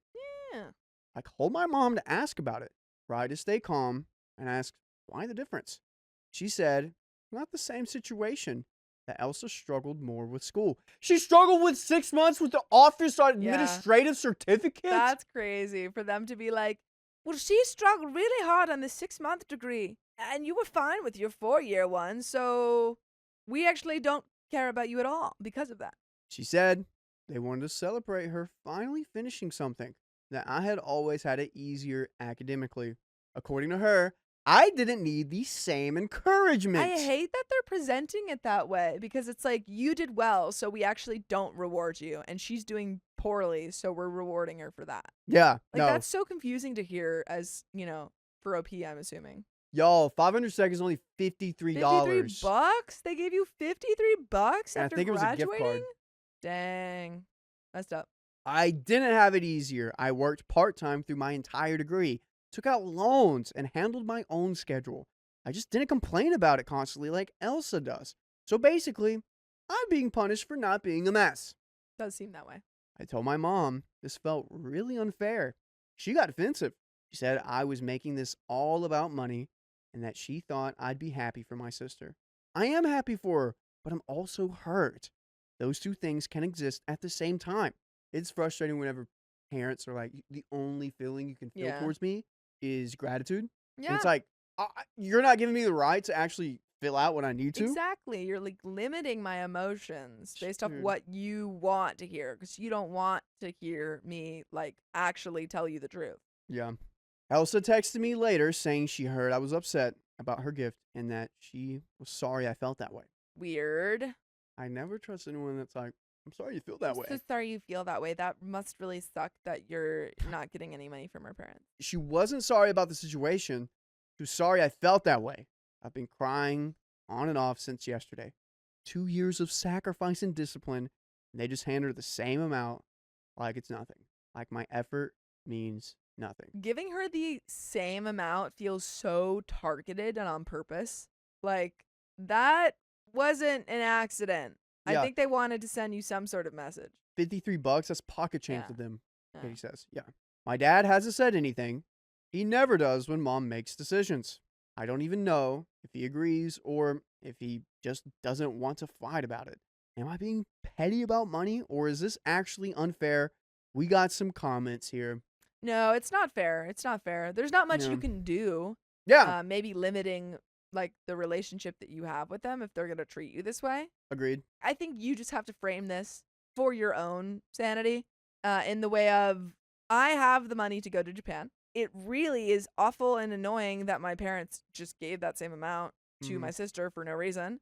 But you know what? I'm happy that I was able to save up. I was able to use my own hard work to fulfill this dream that I've always had and just kind of frame it that way so that you're not constantly, overanalyzing why your parents did this because there's no good reason. There legitly is not. Okay, Educators 57 says she struggled more, so she deserves more logic is wild. Like, sorry for being competent? My bad for not collapsing every semester, I guess? Robin Reef says, exactly. It's like all the hard work, sacrifice, and discipline over the years just don't count because you didn't make a big show of struggling. Totally unfair. My Reddit username, 42, says, you aren't wrong for being upset. Elsa is clearly your mother's favorite. Expect the same kind of treatment if you have children.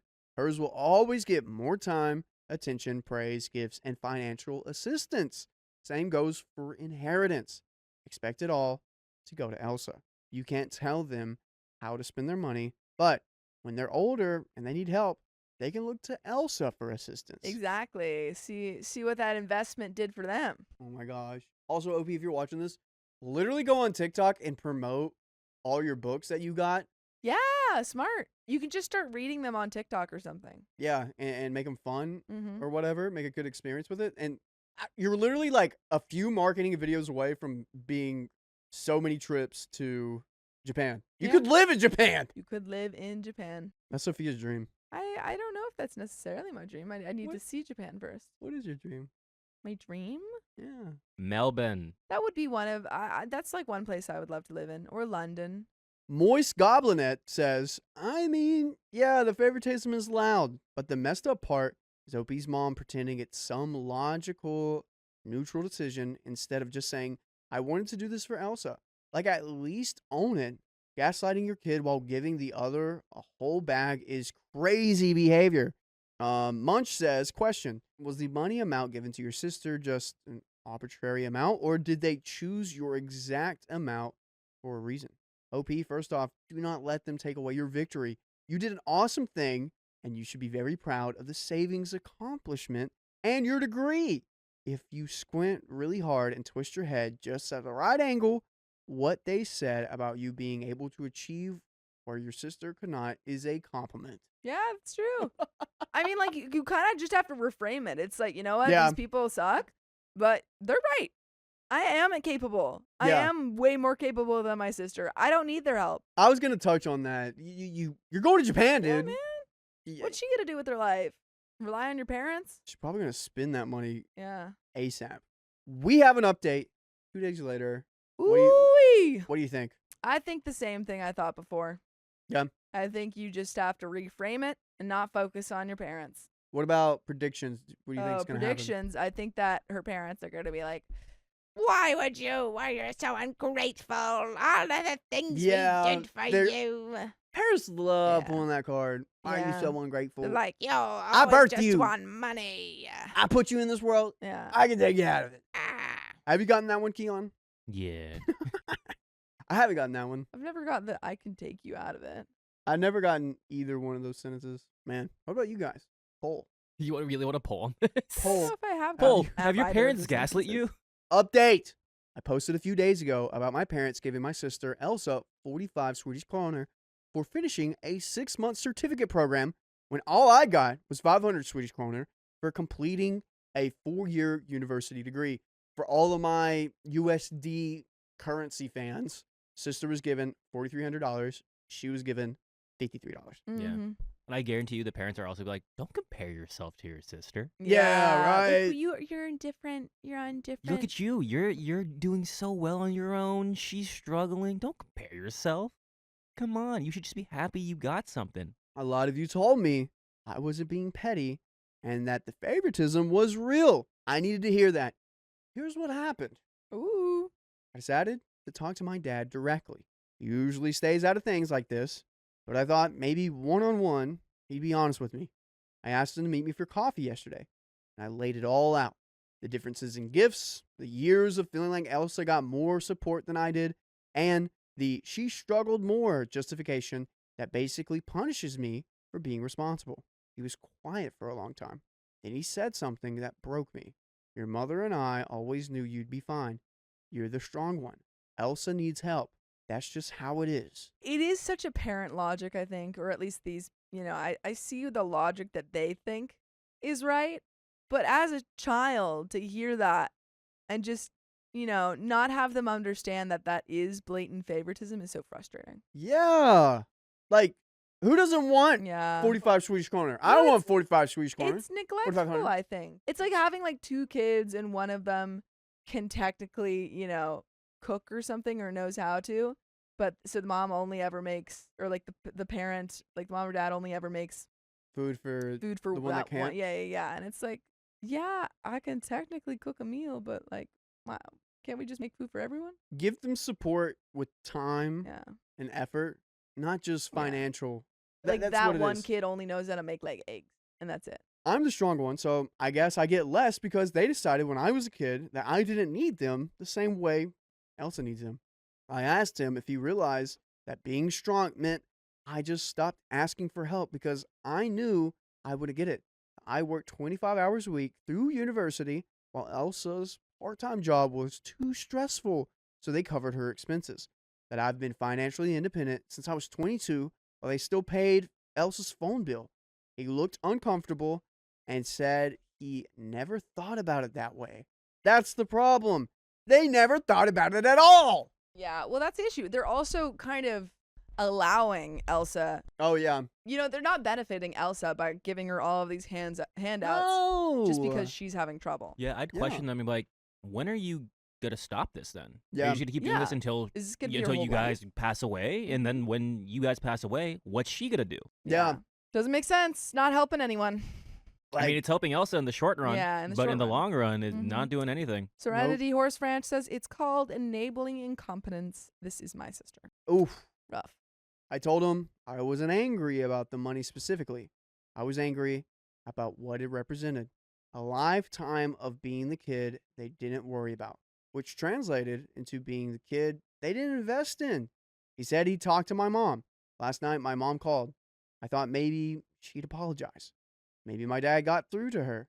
Instead, she said, I had upset your father by making him feel guilty and that I needed to let this go because it was ruining Elsa's celebration. There it is. They're like, don't compare yourself.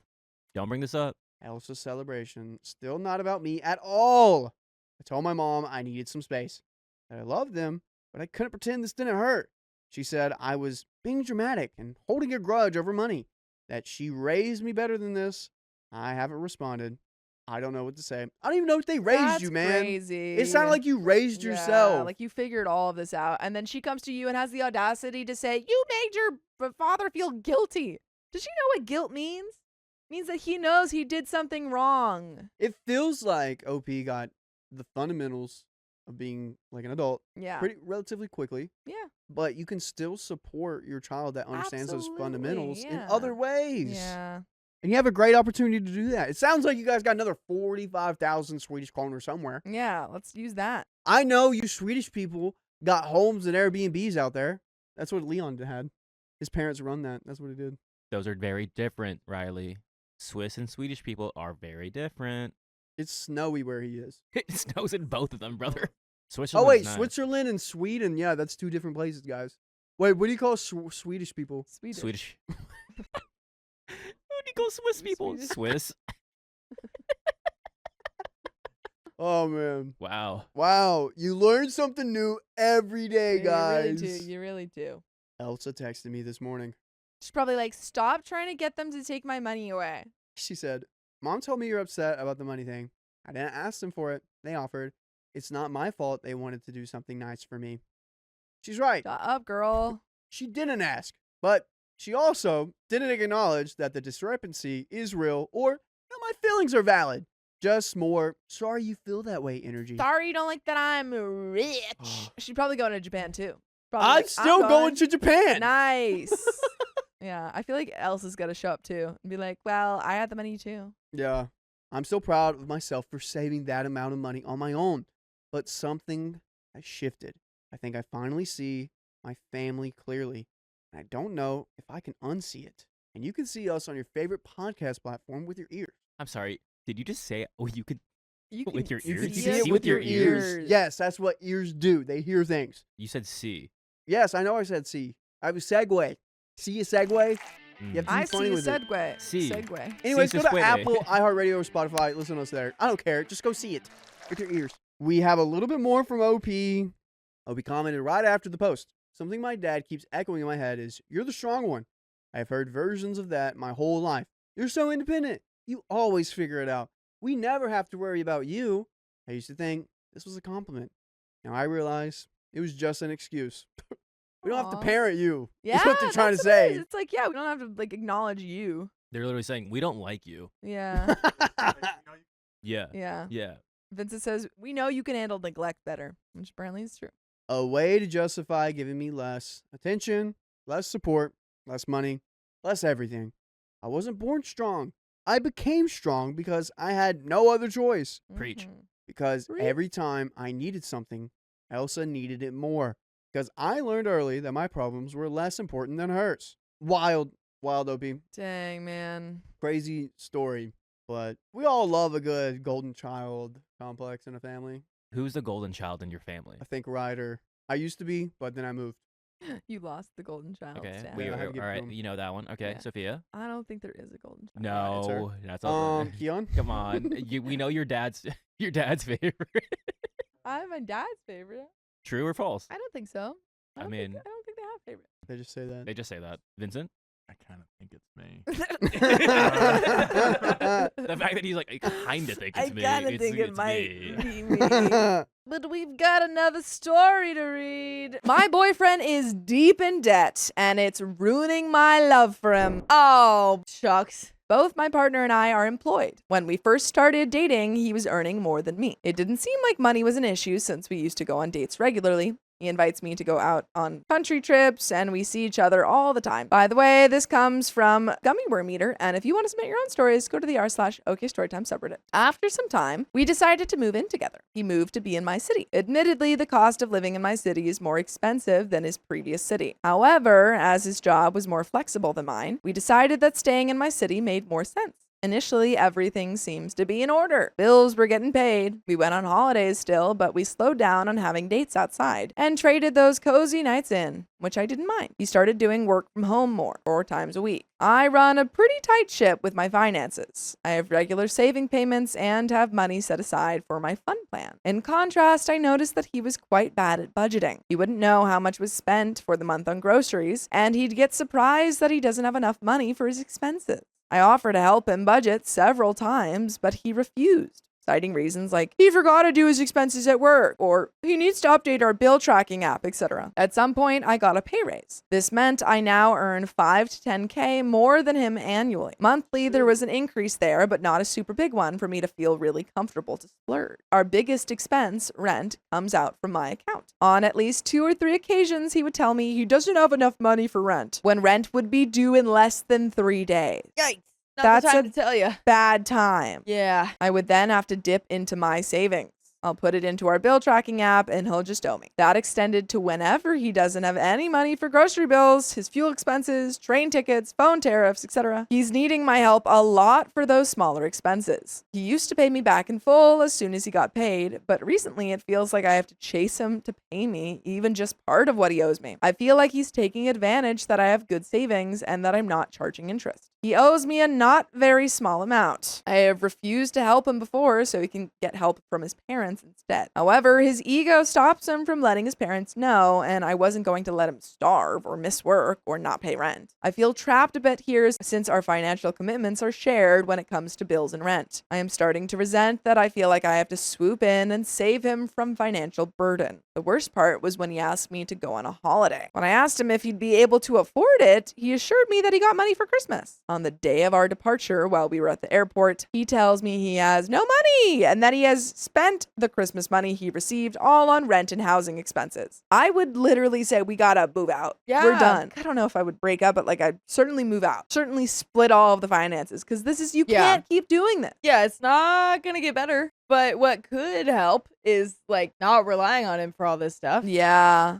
Gotta either get your own place. I'd be like, oh, or sorry, you can't come then. Suddenly, I had to shoulder the costs of the full 2-week holiday for 2 people. No notice or preparation at all. I think you need to like start saying, hey, Venmo me 2 weeks. Like whenever he says, yeah, let's do it. He pays for, he pays for all of his stuff. You pay for all your stuff. Yeah, or That's I'll it. Venmo you. Yeah, or I'll Venmo. I felt like I was ambushed. After that holiday, I sat him down and demanded that he finally tell me what his financial problems are and in detail. He finally said that he has a debt and his credit card is near maxed out. He tells me his credit limit and it's quite high. When I asked him how he's nearly maxed it out, he said that over the years, he just charged all holidays, car payments, date expenses, drinks with friends, etc. on his credit card. And never decided to pay it off. And didn't pay it off. He's trying to pay a portion of it off regularly, but with the interest and his car payments, he ends up relying on his credit card a lot, which leads to a vicious cycle. I love him, I do. He puts his weight around the house and he takes care of the cooking and cleaning for the most part, since it apparently relaxes him. So it's unfair to say he doesn't contribute because he does, but I am definitely feeling like this is not the kind of relationship I want to be in. I feel like I have to mother him a lot to make sure he claims his work expenses, updates our bills tracking app,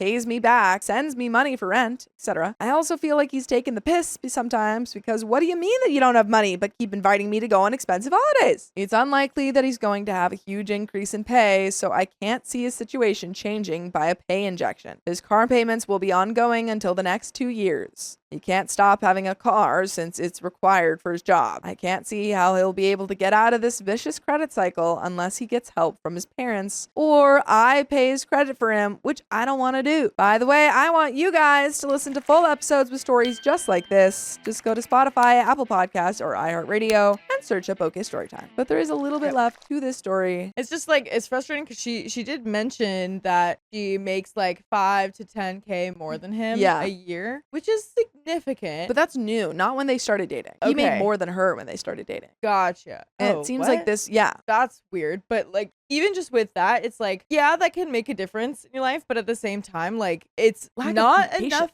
Yeah, it's not enough of a difference for her to be paying for everything. And also, but like, it doesn't even matter if that was the, the agreement that they had settled on. Sure, that's fine. Yeah. It's the lack of communication. He's lying Yeah. to her and saying, yeah, I can afford this. Yeah. Yeah. And then truly last minute Yeah. is saying, yeah, oh, no, I can't. Sorry, you have to pay for this. The only thing that would let me be okay with working with him and trying to make an improvement in this is if he was able to, like, I know this sounds weird, but like satisfy needs outside of financial way. Like, oh, every time I'm down, he's always bringing me up. He always brings me flowers. He's always cleans. cooking, Yeah. cleaning. Yeah. Like he's If doing there was anything. any other, support but that he's if it's providing. just I'm not paying and I'm also not doing anything else, there's no reason to put up with this. And Yeah, also, what's is he he there for? even aware, like, that he's doing something wrong? No, a girlfriend's gonna pay for it. Oh, worry Because about it. it really doesn't feel like he's accepting any responsibility for these actions. I Yeah. just think the fact that he's doing this last minute is like such a huge red flag. Yeah, and I think It he is huge. his parents probably let him do this too Yeah. growing up. Yeah. May says, is this considered financial abuse? I would consider it that because he's lying to her Yeah. and making her that's fair. pay for him. Yeah. But there's a little bit left. I also feel bad because he moved into my city, so if I left him, it'll be so expensive for him to afford rent on his own. He's an adult. He can get a roommate. I don't want to leave him, and I feel bad for having those thoughts even come into my mind, but I just don't like the situation we're in. Between the two of us, I'm also likely to have more big pay raises in the next 3 years since I'm in the middle of getting my qualifications. I feel like I'll just end up having to support him financially because I would be able to and he doesn't ask help from anyone else. But it feels like an imposed responsibility on me and I resent it. And there are some comments. Comment 1 says, so what is he doing to repair his finances and address his habitual spending beyond his means? OP says, he stopped drinking. Also not going on any holidays now. He's fighting that work policies are changed, so his work prepays for fuel expenses and train tickets required for him to do his job, and his training since it takes a big chunk of his money per month. He's also fighting that work provides them the cars they need for the job, so he doesn't have to pay for the additional business insurance on his car. I've suggested that he takes a part-time job just for extra cash while that discussion with work is ongoing, but he hasn't applied for any. He's indignant that he shouldn't apply for a part-time job to cover him the extra money that he's paying for him to do his main job, which work should be prepaying instead. Oh. They should, but they're not. Your partner is paying for everything. Yeah, I literally used to hang out with a couple that was exactly like this. The girl would always be like, hey, do you have your wallet with you? And it'd be like, yeah, right before they leave. And then whenever they go to pay for something, oh, I don't have it with me. That's crazy. Dang, man. Yikes. And I would play basketball with him, and I was like, I saw how he played as a basketball player. I was like, I can't be this guy's friend. He's bringing me down. He Yikes. recently texted me to Yeah. see how I was doing. I don't know if I should text him back. I don't know. He would yell at her too sometimes. So I'm like, I feel so icky talking to you, man. Yeah, you don't that's have to not- text That's back. not good. Reply. That's a lot of talking and not a lot of results. Also, he refuses to tell his parents, means he's still not open to being honest, and he isn't actually serious about fixing this. I know you want to give him a chance, and I think you'll regret this decision, but I'll entertain it. First, you need to organize what bills you will be responsible for and try to separate yourselves financially. Also, you should start looking into moving out when the lease is done. You cannot help this man financially or he will just take advantage of that because you're bailing him out. He needs to tell his parents and move back in with them and start paying off his debt. Please do not use your money anymore to help him. You're enabling him by providing that for him. Comment 2, why doesn't he get a loan to clear his credit card? And the debt he owes would probably be cheaper than what he's doing at the moment. OP says, I get what you mean. A clean slate would make most sense. I've spoken to him about speaking to his parents so as part of his inheritance gets released early, and then he won't have to pay bank interest. But he's refusing to let his parents know just how deep his financial issues are. I'll suggest the bank loan instead, as he's so adamant about not letting his parents know his financial problems. Thanks. Comment 3, lack of financial planning shows a lack of foresight, restraint, discipline, and respect for both himself and you. I feel bad for you, OP. I left a man who I thought was wonderful, kind, thoughtful, and generous. His spending habits and $50,000 of credit card debt proved otherwise. Yikes, dude. Yeah, I honestly think you might have to leave this guy because just the lying. It's the lying. Yeah. It's the lying for me. Yeah, the lying, and then he's lying about such an important thing in a relationship Yeah. because obviously, important to like love each other or He knows whatever, you'll bail but him out. yeah, exactly. And so it's like, what is gonna happen when you guys want to buy a house or something, or if you guys have kids? And yeah, it's like kids are expensive. You They are. gotta know that both of you guys have like a good handle on your finances before going into that. Like knowing each Absolutely. other's financial habits is important. Very much so. Yeah. My family's furious over my inheritance because they want a piece of it. Too bad, so sad. I am 26 female. My mom passed away last October, and I received a few $100,000 in inheritance money. For more background info, my dad passed away when I was 15 years old due to substance problem, and I don't have any siblings. By the way, this comes from a deleted user. But if you want to submit your own stories, go to the r/OKStorytime subreddit. I'm Dakota. I'm Riley. And we're here to give you good advice goofily, but we don't have all the answers. We only know what we would do, so if you would do something different, let us know in the comments, as OP says. And we're in my room, by the way, if you're confused. Boom, boom, boom, boom. We're inside Riley's room. My partner, 27 male, and I have been living with his parents since my mom passed away, because right beforehand, a natural disaster made our condo unavailable. So we've been living with them for about the last 6 months. As a result, we haven't had any rent payments to make, and my bills are pretty minimal.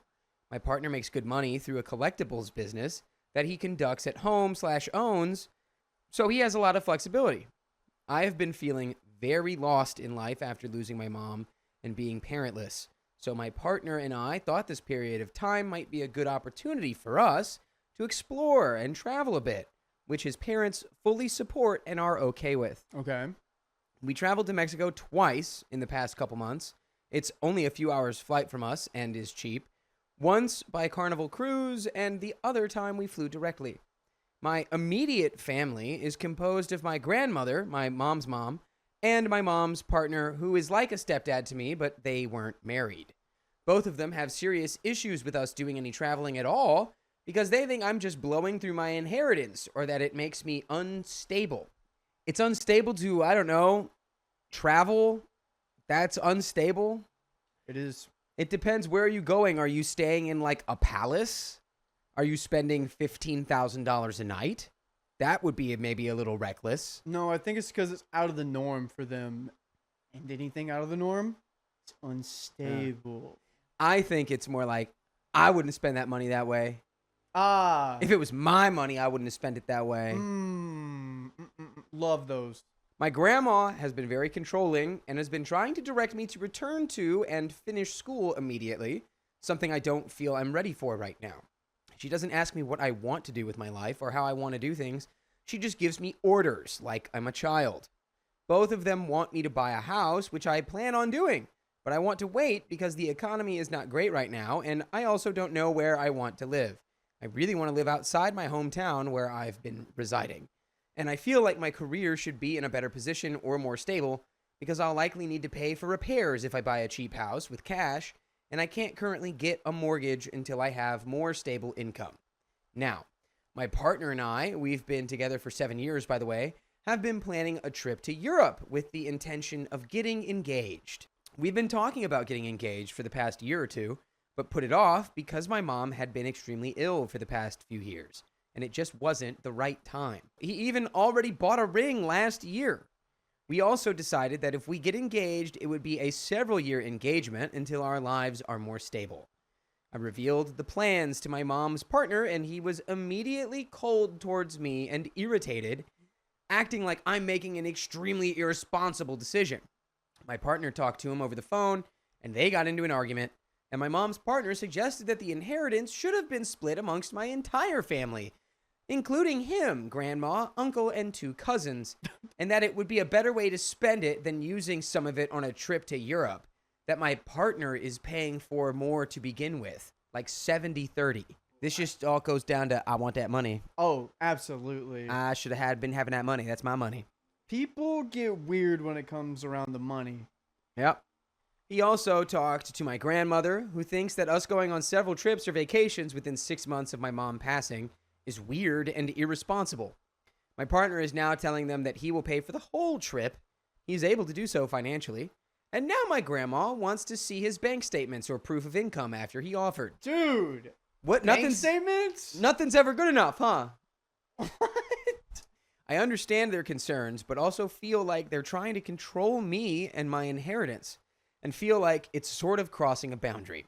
Not that I'm planning on it, but if I choose to blow all of the money or spend it in ways they don't approve on, I feel like that is totally my choice and my consequences to face. Mm-hmm.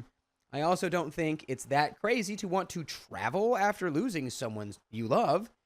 I've seen it in depictions in movies and books, and even my uncle suggested that maybe I would want to get a camper and travel around America for a bit to get my bearings. Plus, we aren't planning on like backpacking in Europe for several months. It would be a 2-week trip that we do fairly cheaply. We're not going to be blowing $10,000 on one trip. I've lost both of my parents at a pretty young age and don't have much close family, which leaves one incredibly frazzled, wounded, and in need of some soul-searching. IMO. I don't know. What do you all think? Is my family being controlling? Am I missing something, or am I the one in the wrong? Advice or suggestions? My family's being controlling about how I spend my inheritance. I want to spend a small portion of the money traveling, but they don't approve, and it's causing tension in my relationship with them. Should I refrain from traveling to appease them, or are they crossing boundaries by trying to control how I spend it?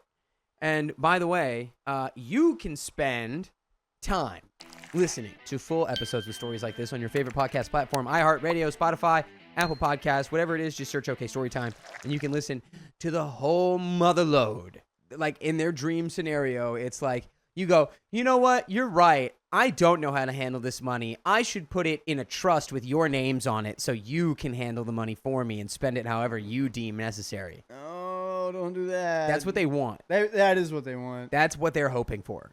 But they literally can't do anything about it. It's your money. Now, do I think that you should be like mean or cruel to them? I don't know. People always get weird about money. You know, don't go out of your way to buy them a $20,000 watch, because clearly that would be, you know, irresponsible. But they still want more. Be a little thoughtful. Get them something they need. You know, Yeah. I mean, I get it that like it wasn't given to you, but like Mm-hmm. it's a lot of money, and you know, it makes sense that they're looking at it and being like, man, I didn't get anything. Not, you know, like, oh man, $5,000 would really help about this or that, or you know, what have you. I'm sure they also would be, you know, taking a trip with this money. It's crazy, but But they can. You can't. You're too young. right. You don't know how to do it right.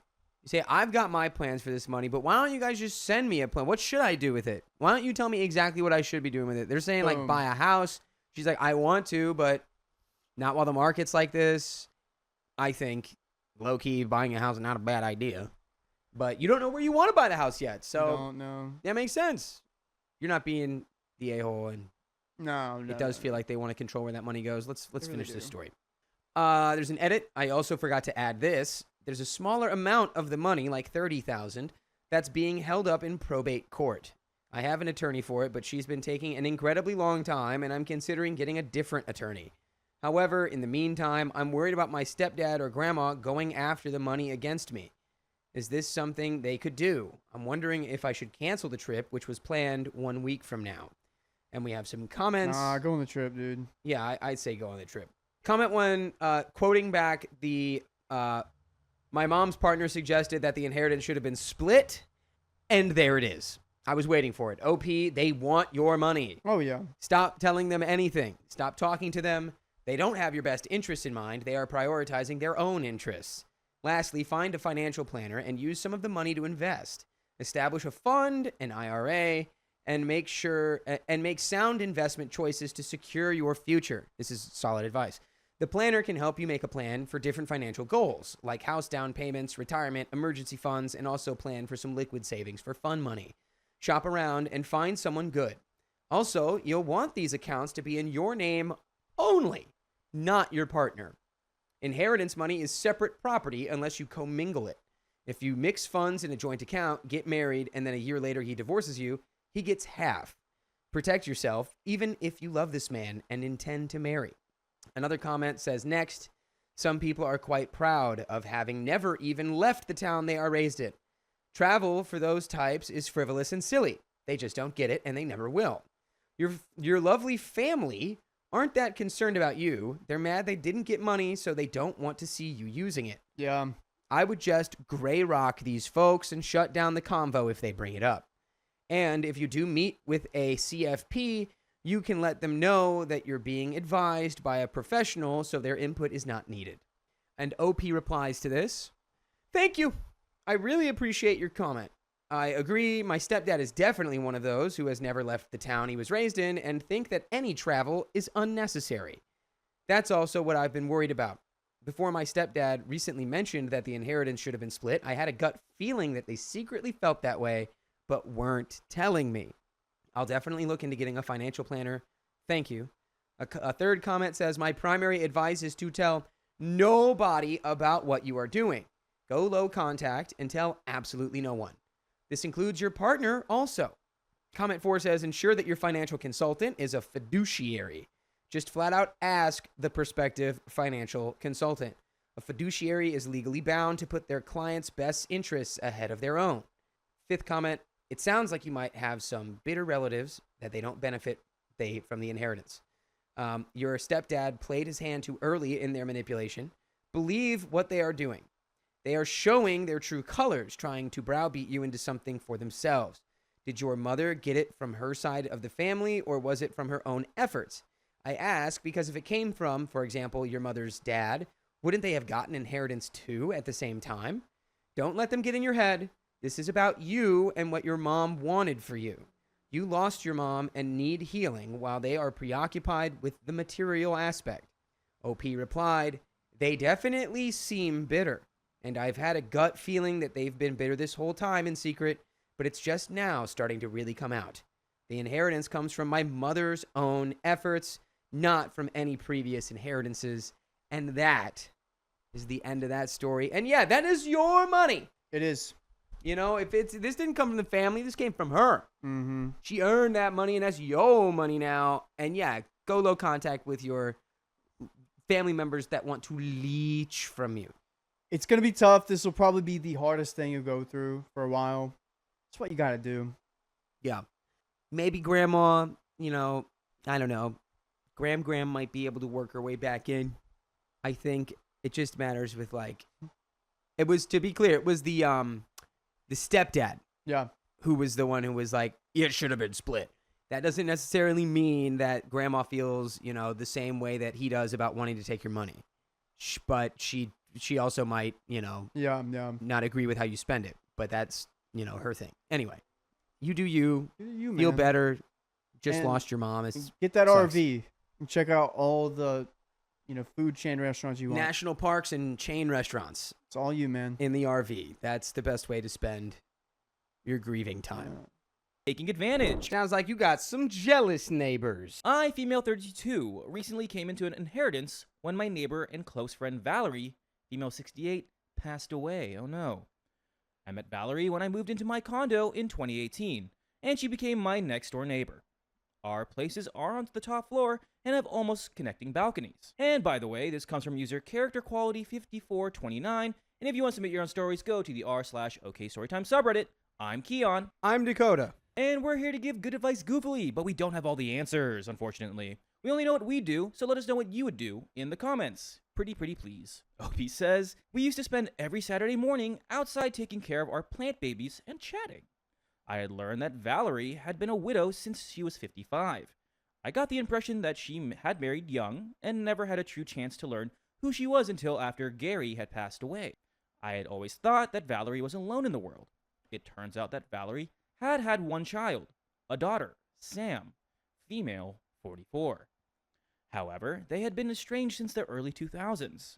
The story that Valerie told me was that Sam had come out as a lover of women, her own gender, when she was just out of high school. That did not sit well with Gary. He told Sam that she was no longer his daughter and punted her out, telling her to never contact them or come home again. The whole situation broke Valerie's heart, and it was her biggest regret in life.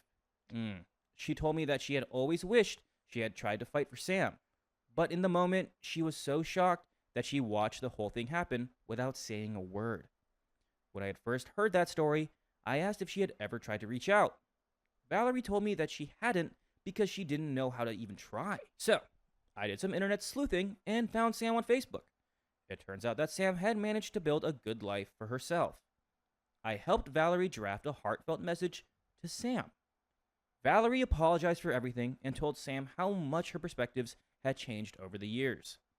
Valerie also asked if they could try and build a new relationship. We sent the message and saw that Sam had seen and maybe read the message, but Sam never responded. About a month ago, I got home from work to find Valerie passed away on her balcony. I sent the link to her obituary and memorial page to Sam. I didn't see Sam at the funeral. There is a lawyer handling all of Valerie's affairs. I thought I would simply grieve the loss of my friend and eventually would have a new neighbor. I never expected to be the only person that Valerie mentioned in her will, let alone to have been left everything. A few days ago, ding ding ding, Sam messaged me. She was upset and demanded that I give her Valerie's things, claiming that I took advantage of an old widow. I was upset when I first read Sam's messages and thought, who does she think she is? She hasn't spoken to Valerie in literal decades and never responded when Valerie tried to reach out. Now, Valerie is her mother, and that entitles her to Valerie's stuff?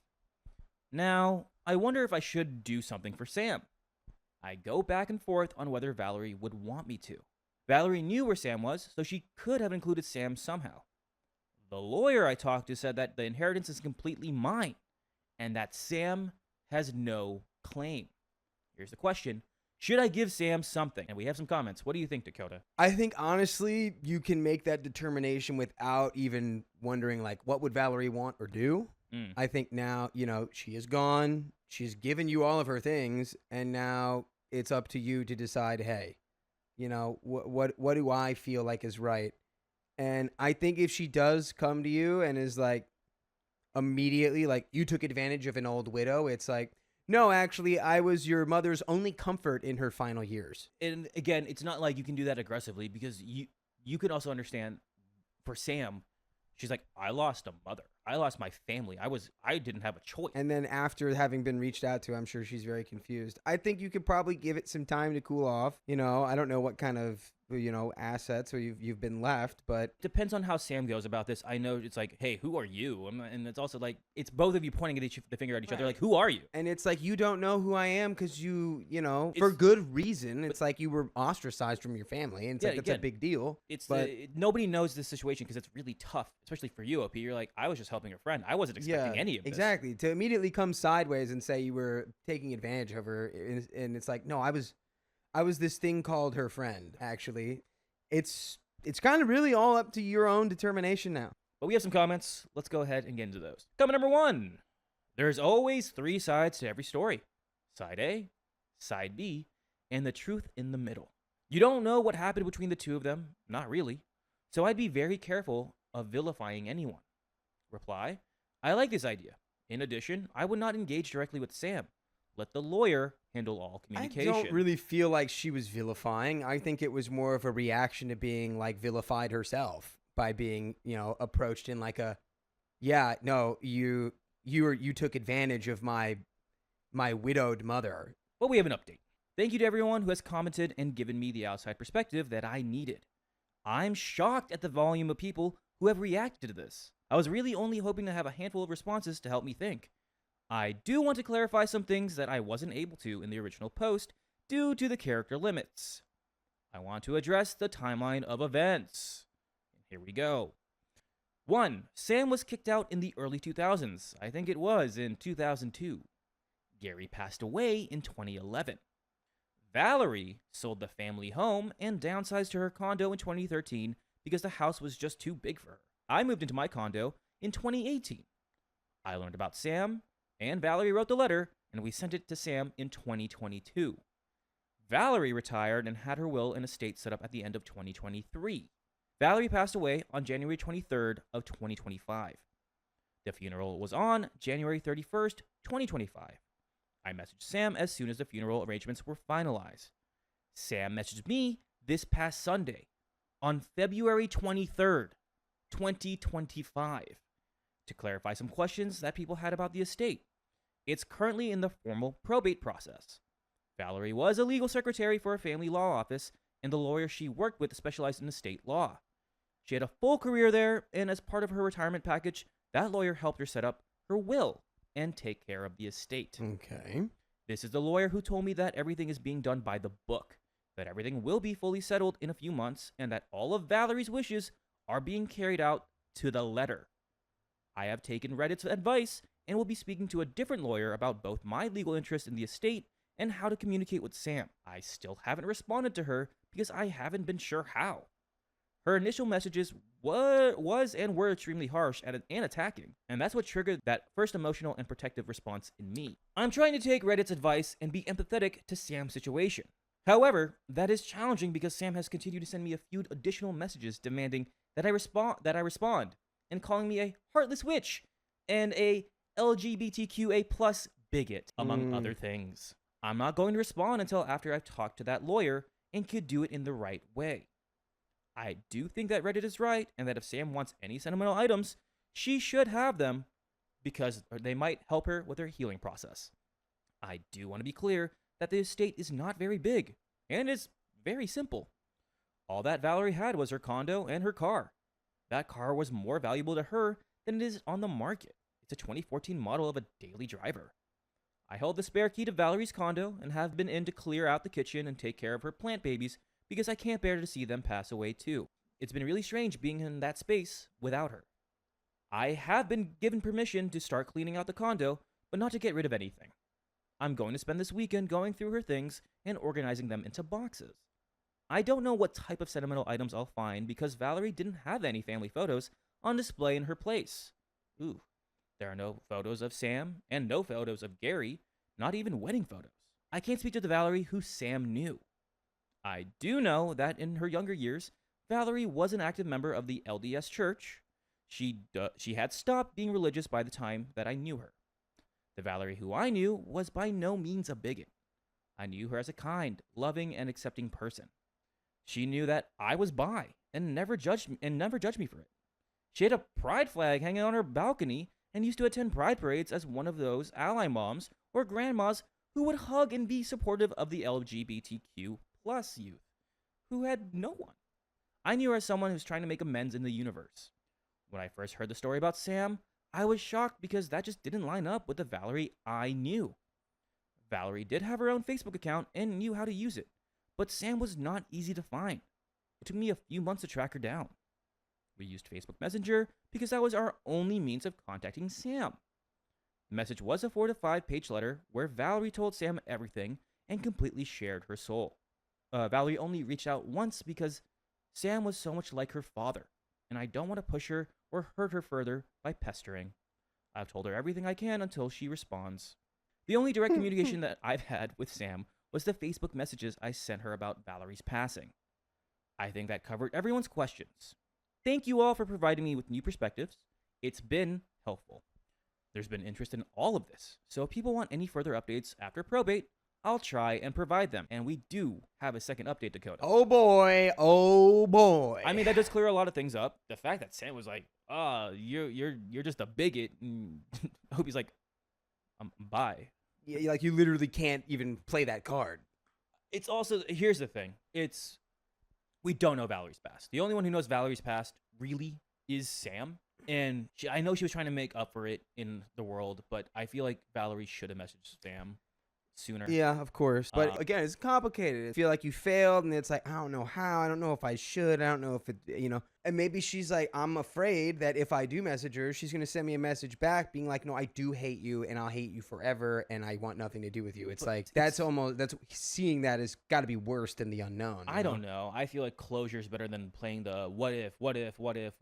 Like, this is like going to be on my chip on my shoulder kind of thing. I mean, being a parent's got to be crazy. And feeling responsible for that having happened and not standing up for her, it's got to be a wild cocktail of emotions. And again, I don't blame Sam on not responding to those messages. It just feels very hollow to now becoming so aggressively for whatever assets her mother had, where it's like to the point where she's like, you're a bigot. And it's like, dude, it's the thing of, you don't even know me. I don't know you. Let's start off with a simple hello.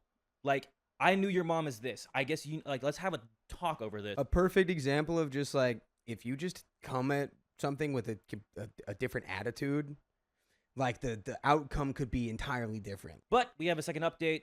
Let's see what Opie says. I met with a lawyer last week and learned some new things. Firstly, that lawyer is going to reach out to Sam to ask her to stop contacting me directly and to only communicate via him or the probate process. He's also going to ask her what she wants, both from Valerie and what her goal was from contacting me directly was. This lawyer also explained the formal probate process for my area for me. Legal next of kin only have during the formal probate process to file a contest against a will. Once the process is finished, there is no legal way to contest the will. One of the steps of this process is also to legally/officially notify all next of kin and debtors of the passing and that the estate is in the formal process. So, Sam was notified by the probate attorneys right around the time that she sent me the first message on Facebook. What's strange is that probate documentation shows that Sam said she doesn't want anything from Valerie. But you do know what I want, because I want you to listen to full episodes with stories just like this. Go to Spotify, Apple Podcasts, iHeartRadio, your favorite podcast app, and search up OK Storytime. There you will find the ocean, the plethora of episodes and stories. There is a little bit left here. Let's get into it, because that was a cliffhanger. So, finishing up the story, my lawyer also told me that the way Valerie's will was written, it would have been challenging for Sam to contest it during the formal probate process. He also said that it was extremely rare for judges to rule against the deceased's wishes, especially when it was easy to prove that those wishes were made when the person was of full sound, mind, and body. He also added that Sam telling probate that she didn't want anything from Valerie and her intimidation style to contacting me would all add additional layers of challenge if she does not change her mind and files a contest in court. So now, I'm waiting to hear back from Sam. I'm now very curious as to why she would tell the probate attorneys that she didn't want anything, but would then turn around and contact me the way she did. And that is the end of the story.